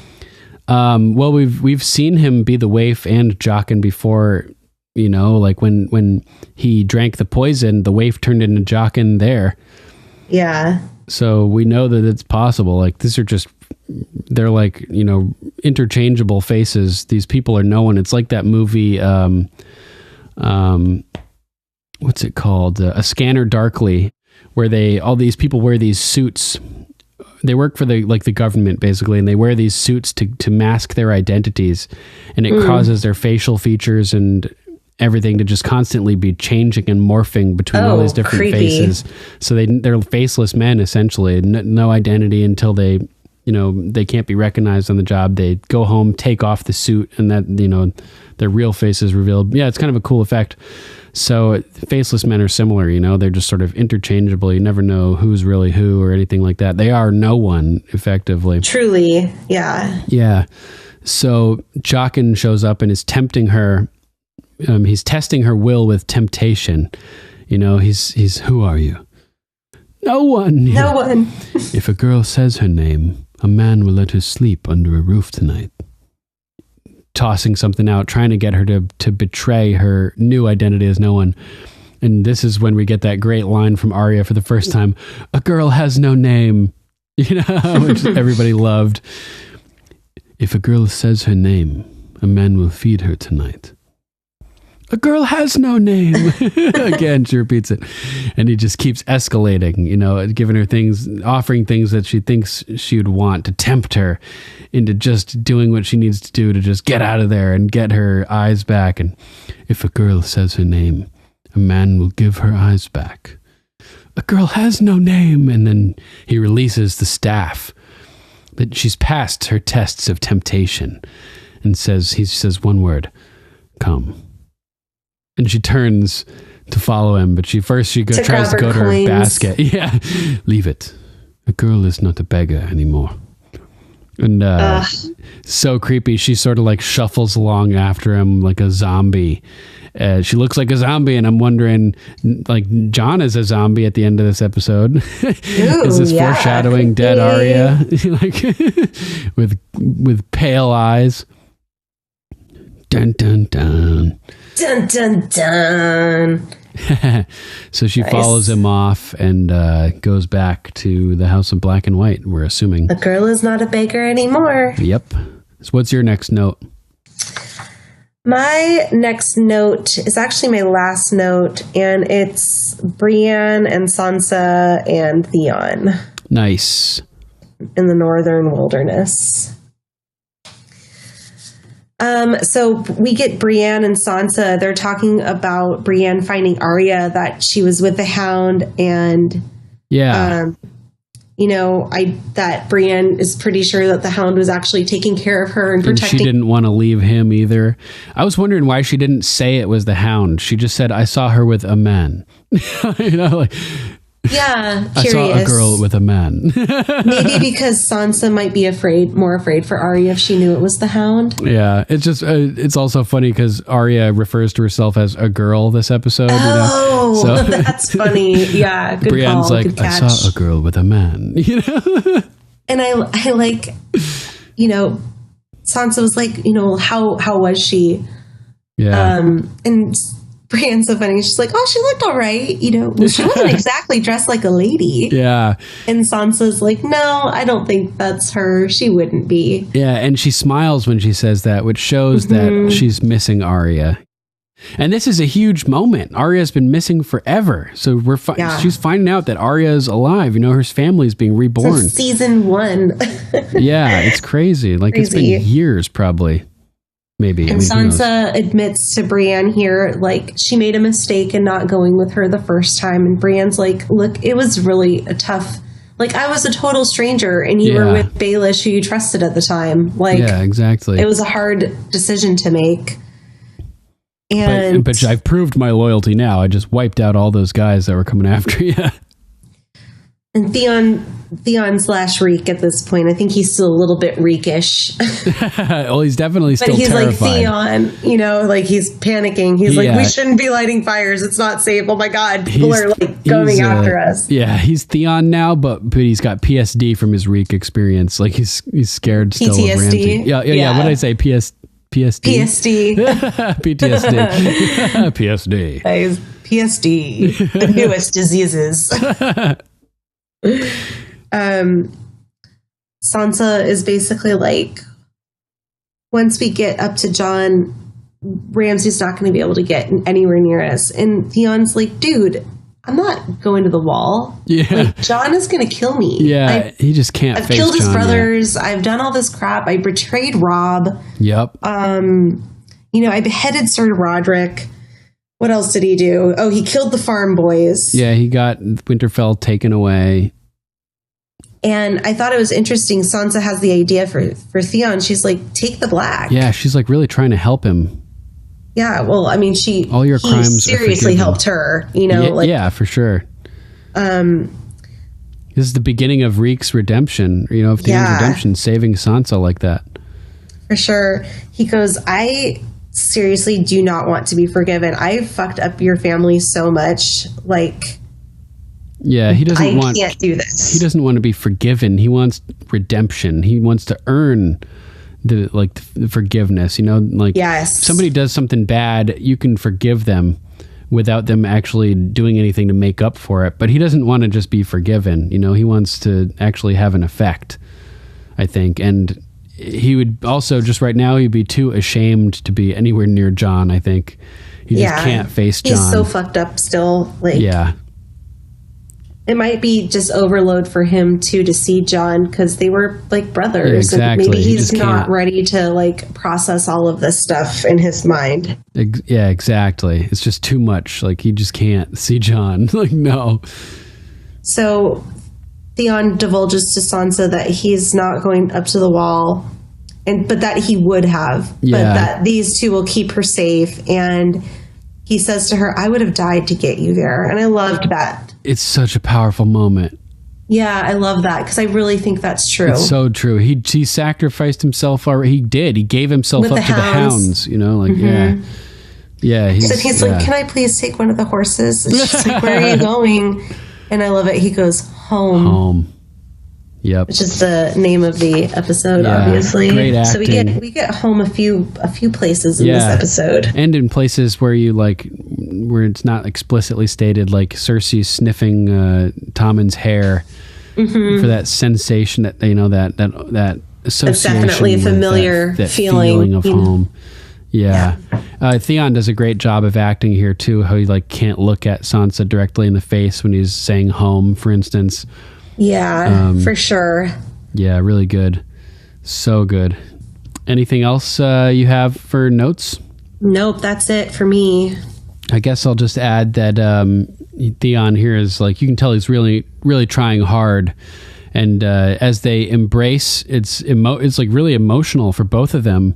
Sansa has begun the process of forgiving Theon, and totally, you can tell they both start to cry, and they're like in their hearts they've formed another like a connection, a bond with each other at this point. It's powerful that people who were at such odds can come together under circumstances like this and really try to help each other and be there for each other and forgive. You know, yeah, like it's that's sort a lot of like to forgive.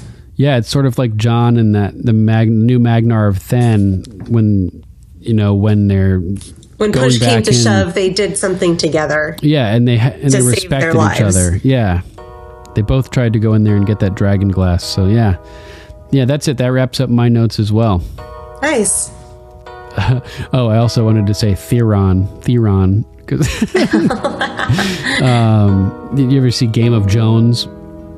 No, I don't think so. Leslie Jones, the woman from Saturday Night Live. When she watches it, yeah, she keeps calling, wigging out. Yeah, she keeps calling Theon. Theron, yeah. Doesn't Varys surprise her? Yeah, and he's like, it's not Theon, okay, it's Theon. No, there's no R. Yeah, that's right. It's funny. So yeah, Theron just can't face Jon yet. Yeah. And he's heading home. Yep, home. Nice. All right, stick with us, guys. We'll be right back after a short break.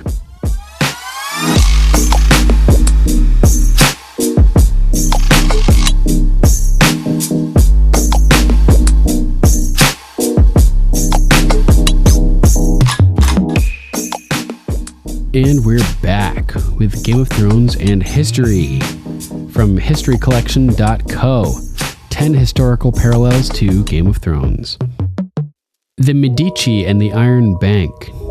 2 truisms govern the financial world of Westeros. 1. A Lannister always pays his debts. And 2. The Iron Bank will have its due. The Iron Bank lurks behind the scenes from the very first season. Ned arrives to find that the throne is in considerable debt, owing half to the Lannisters and half to the Iron Bank. Even Tywin, the all-powerful paterfamilias of the House Lannister, fears the Iron Bank, acknowledging its power as a monolithic entity that can neither be evaded, lied to, or avoided. Institutional money lending stretches back well into antiquity, with interest rates required on gold deposits in ancient Mesopotamia, 2000 BC, and examples of pawnbroking attested in classical Greece. But we don't see anything quite as formidable as the Iron Bank until the Medici in 15th century Italy. Combining sound financial investments with political cunning and pure luck, the Medici family went on to finance and indeed produce popes and bankroll kings. The money they used, however, poured back into their city, Florence, partly to keep the facade that the city was still a republic and there was no all-powerful ruling family. Crazy. I would argue the Iron Bank is a strong parallel to the Federal Reserve as well. Yes, definitely. The article goes on, the Iron Bank of Braavos makes a strong appearance in the 7th season, represented by Mycroft Holmes in disguise as Tycho Nestorist. One way they make their fortune is by financially investing in those they think who will ultimately win, or, as Mycroft Holmes puts it, investing in the endeavors we deem likely to be successful. But as the show makes clear, the vicissitudes of war are the biggest enemy of certainty. After being persuaded by Sir Davos, the Iron Bank invested considerably in Stannis Baratheon, but his decapitation led him to defaulting on his debt. Yeah, unfortunate loss for the Iron Bank. Davos convinced him to lend all that money to Stannis, and then he got his head cut off. Yeah. So, that sucks to be them. The article continues, we have parallels between the Iron Bank and the Medici during the War of the Roses. The Medici's London branch got into serious trouble after lending to the usurper Edward IV, who owed the Medici £10,500. He ultimately defaulted, as did his enemies, the Lancastrian rebels, who also owed the Medici a considerable amount, but never saw to their debt being repaid. So that's like Stannis defaulting, Robert defaulting, etc. Yeah. This failure brought businesses at the London branch to a close and marked the beginning of the end for the Medici's monopoly over European banking. The Air Across the Narrow Sea. It is well known that George R.R. Martin based much of A Song of Ice and Fire on the War of the Roses, even admitting it himself during an interview in 2000. The 3-decade struggle was fought between the houses of York and Lancaster from the mid to late 15th century and arose from the mental infirmity of the monarch Henry VI, think Aerys Targaryen. Mad King style. Yeah, 2 and feuding houses, each with claims to the throne. The War of the Roses was a civil war, but as with all conflicts of this kind, civil is a staggering misnomer. Whether due to geographical proximity or diverging ideologies, civil wars are often the bloodiest and most devoid of mercy. The Battle of Toten In 1471, which saw the Yorkist Edward IV take the throne from the Lancastrian Henry VI, was perhaps the bloodiest in English history, a staggering 28,000 on both sides staining the snowstorm-coated battlefield red with their blood. The extent to which Martin borrowed from the War of the Roses means there's something to say about almost every character. Ned Stark finds parallels with Richard of York, King Joffrey with Edward of Westminster. I'm going to focus on one comparison, Daenerys Targaryen and Henry Tudor. Both Daenerys and Henry were raised in exile because their claim to the throne as direct descendants of the previous monarch put their lives in danger. But their legitimacy was largely overlooked until the deaths of their heirs apparent. In Dany's case, Viserys.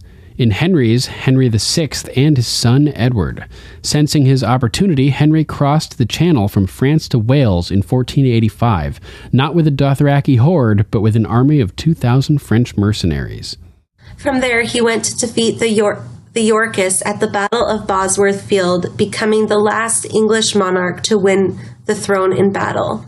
King Richard III was killed during the battle. His supposed last words, a horse, my kingdom for a horse," immortalized by Shakespeare in his eponymous play. Lost for centuries, Richard's corpse was recently discovered under a car park in Leicester, exhumed, and then buried again at the slightly nobler site of the Leicester Cathedral. We're going to have to wait and see how much of Henry's reigning years finds echoes in Daenerys. But knowing Martin, one thing's for sure, it's unlikely to be plain sailing. What was that? Do you hear that?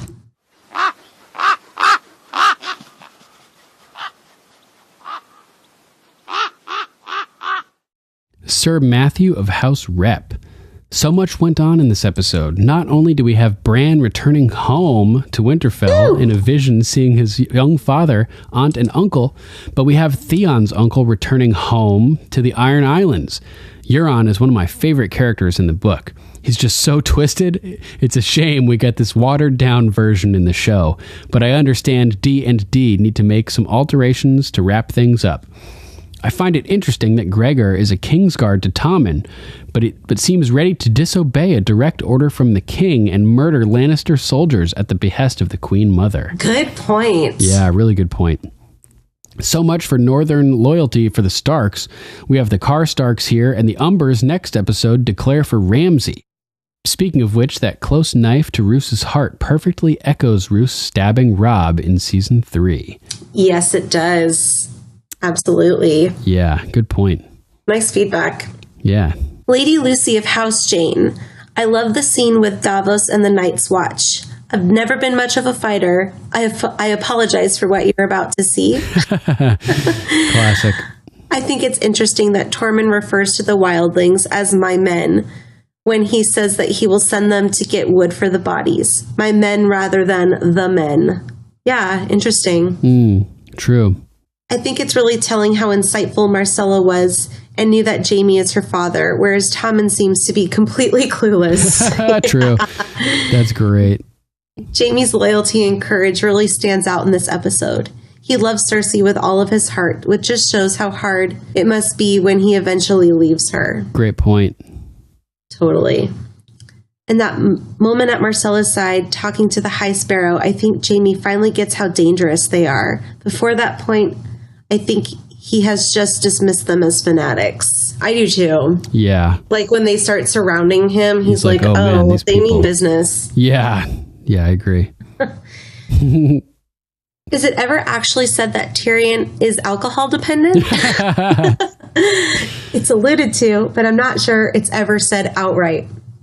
I think this is the season when it's most obvious. I couldn't agree more with that. I love how the second dragon, I can never tell which is which, turns his head to Tyrion once he has freed the first one.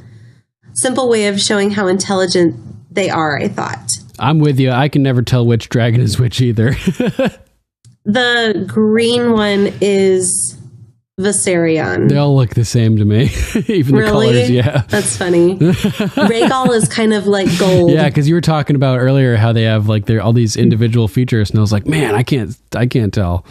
Yeah. I don't know why. I find it really hard to watch Arya so helpless, and I fucking hate the waif. Well, it's good to see Roose dead.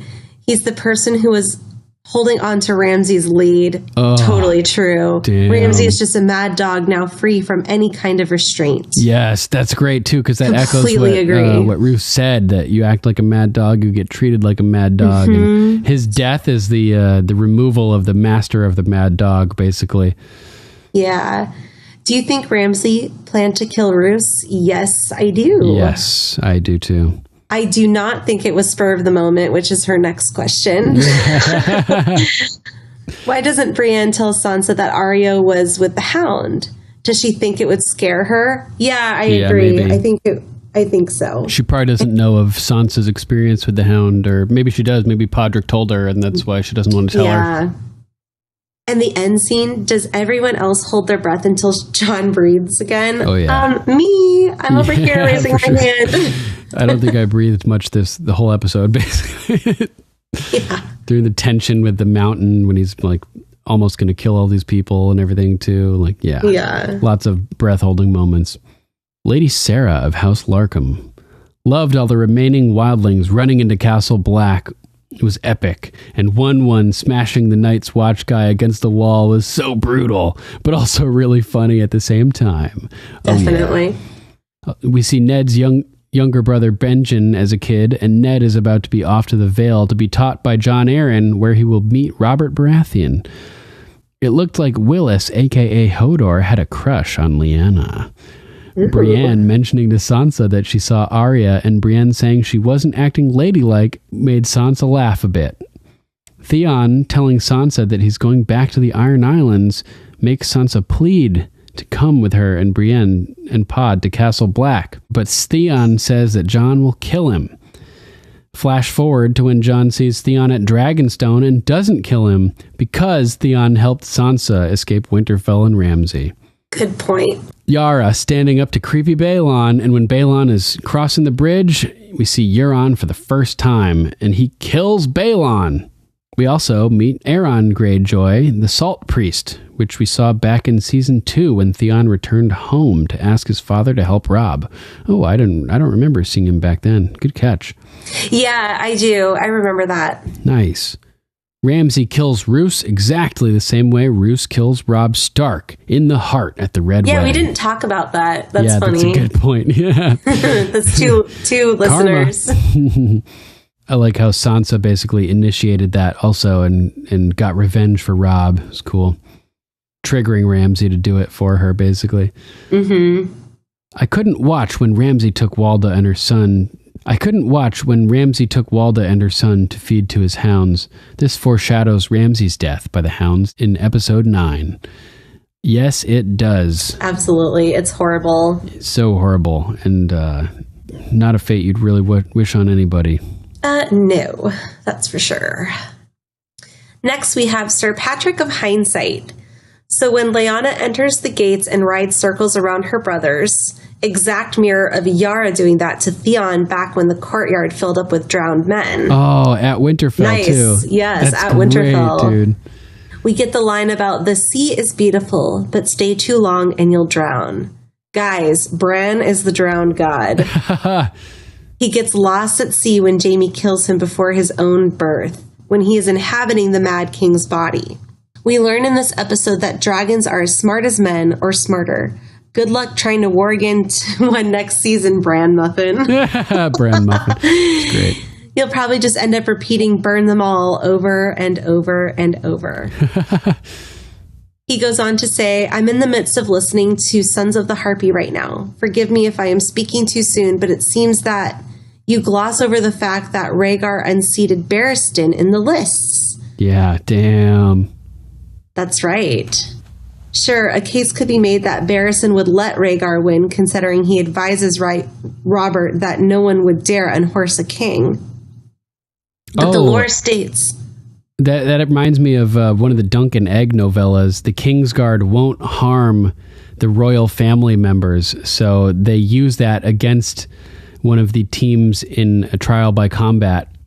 Oh. So, yeah, it's Crazy. pretty funny. They manipulate the victory by sending one of the royal family members to fight with the Kingsguard because they know they won't fight back, basically. So maybe Barristan lets himself be unseated because he can't strike a member of the royal family. Nice. Interesting. Sir Patrick continues, but the lore states that Rhaegar also unseated Arthur Dayne in that tourney, and Dayne had unhorsed him in the prior tourney. So we know that Dayne doesn't pull his punches. What I'm getting at is this. Rhaegar was the best fighter of his time. If Robert beat him in the Trident, Rhaegar let him win. Damn. It's just as likely that Rhaegar wasn't at the Trident, and that it was a stand-in wearing Rhaegar's armor. Yep. Same episode, Barristan recounts how he and Rhaegar would disguise themselves as common folk. True. Having a penchant for disguise is an aptitude that gets you noticed by the faceless men. Why do you think Jaqen displays so much favorism towards Arya? He's Rhaegar. Oh, that would be Arya's uncle. Yep. The Trident leads straight to salt pans from where the ship leads towards Braavos. On the subject of Batman, a few episodes back, Duncan quips that Jaime is set to infiltrate Dorne. Like he's Batman. Come on, Jaime. Barristan is Batman. Yeah. Well, considering that Jaime squired for Barristan against the Smiling Knight, I would say that means that Jaime is Robin. Nice. Love it. Also regarding Batman, the Sons of the Harpy killing Barristan is somewhat apt because this underground organization of mass elitists is the analog for the Court of Owls in Gotham lore. Ooh. Tying it all together, Jaqen Agar equals Ra's al Ghul, Faceless Man equals League of Shadows, well, at the House of Black and White equals Lazarus Pit. Interesting. Nice. Very nice. Yeah, that was really cool. Thanks for writing, man. Good to hear from you. Yes, thanks, Sir Patrick. Lady Alicia of House Stout. A quick comment with regards to Season 6, Episode 2, Home. Why do you think Jon Snow had the ability of being resurrected by the Red Woman? Could it be that he is like Beric Dondarrion and he can die and be brought back to life with a Red Priest? I guess we may or may not find out in Season 8, since he has only died once on the show so far. I'm also currently, I'm not sure. Maybe it's because he has royal blood. Maybe it's just purely the Lord of Light with a Red Woman. Gotta wonder. I'm also currently watching Season 6, Episode 6, Blood of My Blood, and holy heck, I never caught the lines from Benjen before when he told Bran about his journey beyond the wall. Quote, "A White Walker stabbed me in the gut with a sword of ice, left me there to die, to turn. The children found me, stopped the White Walker's magic from taking hold." Bran says, "How?" Benjen says, "The same way they made the White Walkers in the first place. You saw it yourself." Bran says, "Dragon glass." Wow, so dragon glass will kill the White Walkers, but also save people from turning into them? So cool. And that reminded me of some research that my sister did at Connecticut College on cocaine. Oh, really? Yeah, she discovered that if you do not have schizophrenia, cocaine will induce symptoms of schizophrenia with some people. And she discovered that if you do have schizophrenia, cocaine will reduce symptoms of schizophrenia for people. So it can both cause and eliminate symptoms of schizophrenia. Ew, that's crazy. Yeah, sort of the way dragon glass can both create and prevent White Walkers. Which is Coke pretty 'em interesting. up. Yeah, coke 'em up. Classic. Nice. Thanks for writing in, everybody. Yeah. All right, that's our show, episode 94. Thanks for listening, everyone. Yes, thank you guys. And thank you to John Bailey, the epic voiced guy from Honest Trailers, for announcing our show. Boobs. If you'd like to donate or subscribe to support us, you can go to paypal.me/GOMPodcast or patreon.com/GOMPodcast. There are links to both at gameofmicrophones.com. Doing some online shopping? Go to gameofmicrophones.com and click on our link to Amazon. As an Amazon associate, we earn from qualifying purchases. Any contribution you make helps, and you can help secure the continued existence of GOM. We'd also like to thank our patrons, Sir Matthew of House Repp, Lady Lucy of House Roberts, Lady Candace of House Tews, Lady Teri of House Theodore, Lord Jeff of House Allen, Sirenicide, and Luke, the Low Duke. Thank you guys so much for your support. And make sure to check out Sirenicide, the brainchild of Johnny Stitches. It's a serialized horror drama podcast taking place in the fictional city of Morston, Texas, featuring me playing Mayor of Morston, Malik Husto, and Archmaester Stitches as Johnny Stitches. We also want to give a huge thanks to Lady Lisa of House Sky, Pie Romancer. It was so awesome having her on last episode. For sure. I love her. I love you, Lisa. She's been key behind the scenes working to get gameofmicrophones.com up and running.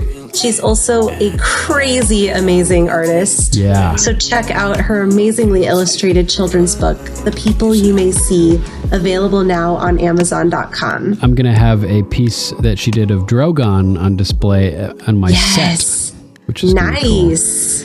Cool. Love it. I would love to see that. It's great. You can check some of her work out at fineartsbylisa.com, Instagram.com/fineartsbylisa, and Facebook.com/fineartsbylisa. Next episode, we'll be covering Season 6, Episode 3, Oathbreaker. Yes. Yeah, sounds fun.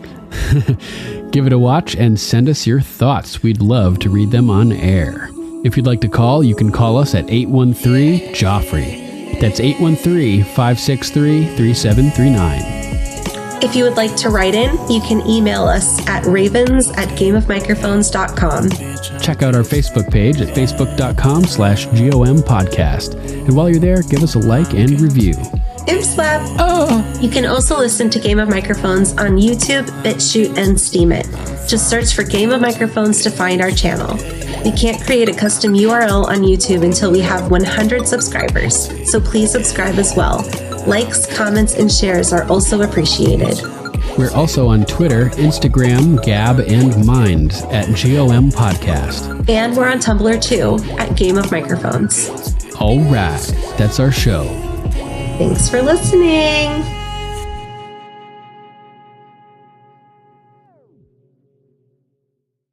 I met a man who came back from the dead, but the priest who did it shouldn't have been possible. But it was, and it could be now. Not for me. Not for you. I saw you drink poison that should have killed you. I saw you give birth to a demon made of shadows. Everything I believed, the great victory I saw in the flames, all of it was a lie. You were right all along. The Lord never spoke to me. Fuck him then. Fuck all of them. I'm not a devout man, obviously. 7 gods, drowned gods, tree gods. It's all the same. I'm not asking the Lord of Light for help. I'm asking the woman who showed me that miracles exist. I never had this gift. Have you ever tried?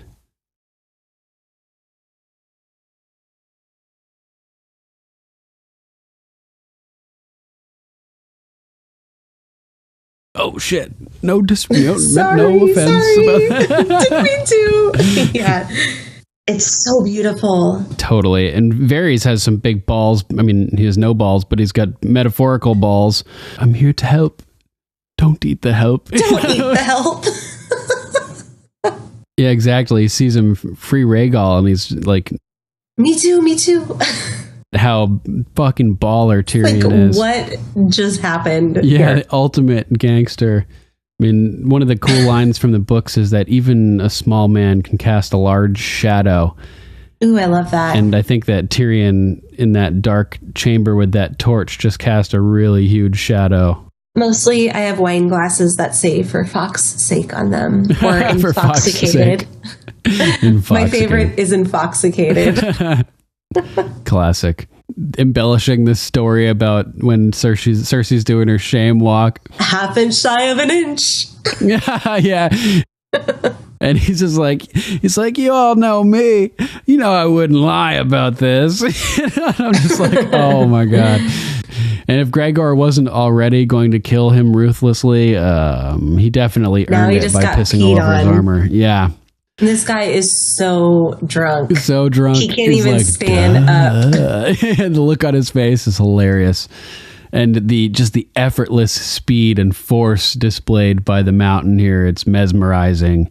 It's horrible what he's doing, but I don't know, it's just hilarious to me. I know. The White Walkers. The White Walkers? Seriously? What the fuck is wrong with me right now?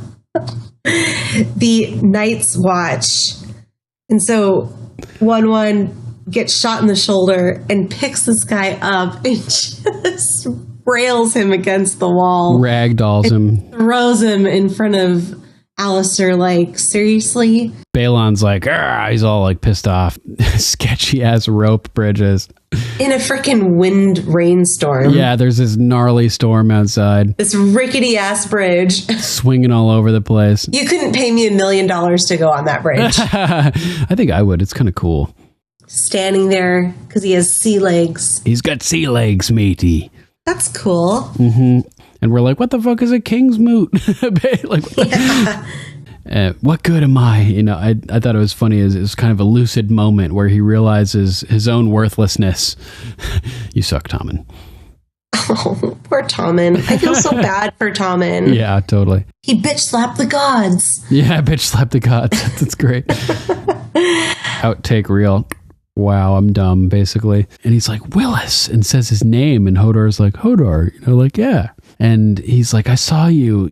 What happened? Because you didn't learn yet how he got Hodored. Mm-hmm. And it's so sad. Hodor can't tell him. He's just like, Hodor. But that's what's so funny is that's what happened to him. And again, Hodor. He just can't say shit, man. She just walks right in. I'm like, oh my God. Do not go in there, girlfriend. You know, and like, why would Roose be in the kennels? And as horrible as all of this is an epic one-liner from Ramsay.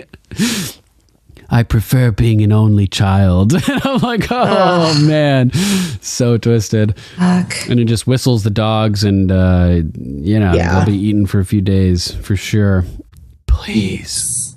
And I'm gonna hug you now. Yeah, her dun dun dun. Dun dun dun. And 1-1 smashing the Night's Watch guy against the wall was so brutal, but also really funny at the same time. Definitely. Oh, yeah. Wow, I think I nailed that.